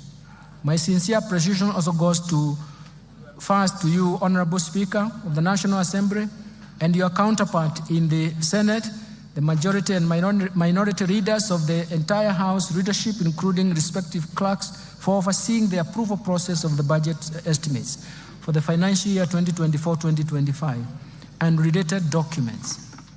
Second, to honorable chairs, members of both Budget and Appropriation Committee and Finance and National Planning Committee, and all the other departmental committees of this House, as well as of the staff of the Parliamentary Budget Office, for their constructive input, excellent leadership during the approval process and the discussions that we have had in the process of these budget proposals. Third, let me thank my colleagues, the National Treasury and Economic Planning, led by Dr. Chris Kipto, the Principal Secretary, and the National Treasury, and James Mohati, the Principal Secretary of State Department of Economic Planning, for their commitment, dedication, and support in the preparation of this budget process, including their own leadership in their own MDAs. Fourth, I want to thank the management and staff of the Central Bank of Kenya, Kenya Revenue Authority, financial sector regulators, and other MDAs for their contributions and advice during this budget process. My gratitude also goes to the multilateral and bilateral development partners for their continued technical and financial support. And further, I thank the private sector for its sustained contribution to the discussions we have had to support the growth of our economy. Sixth, I wish to appreciate the media and non-state actors for their active engagement and even participation in the 2024-2025 budget process. Mr. Speaker, I remain immensely grateful to my family and their support and inspiration as I execute my duties at the National Treasury and Economic Planning, which is not an easy task, I can tell you. Lastly, Mr. Speaker, my utmost gratitude goes to all Kenyans for their contributions, proposals, and suggestions received during the finalization of the budget proposals. The outcome of these measures are to our own benefits and a reward to perseverance on the difficulties that we have gone through and to solve the difficulties ahead of us. Thank you, and may God bless you. Mr. Speaker, before I resume my seat, you recall that I have already submitted to this House the budget estimates and the Finance Bill 2024 together with the accompanying documents as required by the Public Finance Management Act 2012. Today, I further submit the following documents to this august House, and I request that you graciously receive them. First, the budget statements for the financial year 2024-25. Second, the 2024 budget policy statement. Third, estimates of revenue, grants, and loans for the financial year 2024-2025 budget. Fourth, financial statements for the financial year 2024-2025 budget. Fifth, medium-term debt management strategy 2024. Sixth, budget highlights, the Mwananchi guide, the financial year 2024-2025 budget. And finally, statistical annex of the budget statements for the financial year 2024-2025. Thank you, Honorable Speaker. I beg to move. Thank you, Minister.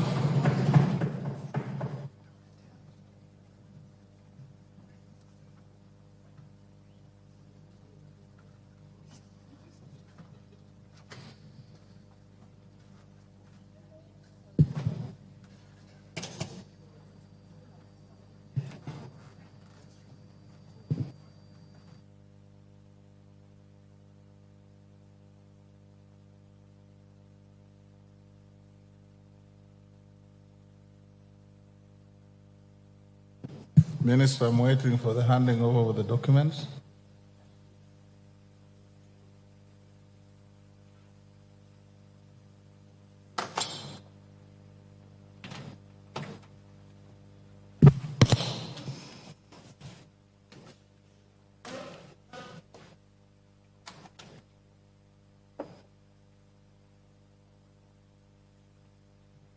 Thank you. You may take your seat.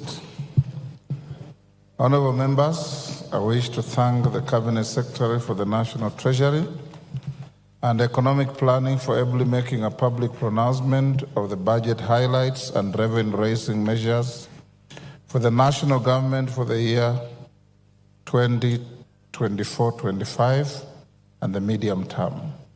In this regard, honorable members, I wish to confirm that in conformity with the provisions of Article 2211 of the Constitution, Section 37, 39, and 39A of the Public Finance Management Act 2012, and Standing Order 244C, the Cabinet Secretary submitted to the National Assembly the documents and legislative proposals required to implement the national government budget for financial year 2024-25 on 30th April 2024.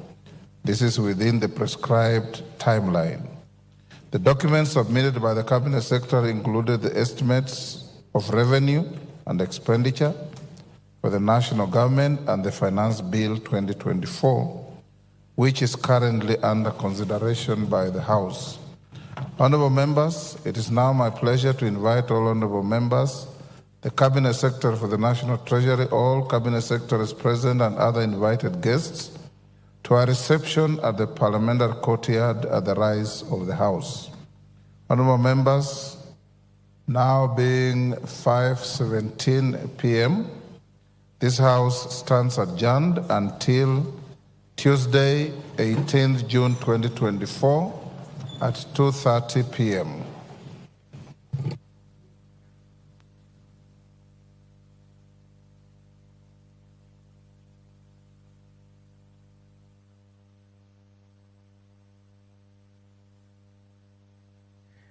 The Treasury Cabinet Secretary, Professor Njuguna Ndung'u, has delivered his much-awaited speech.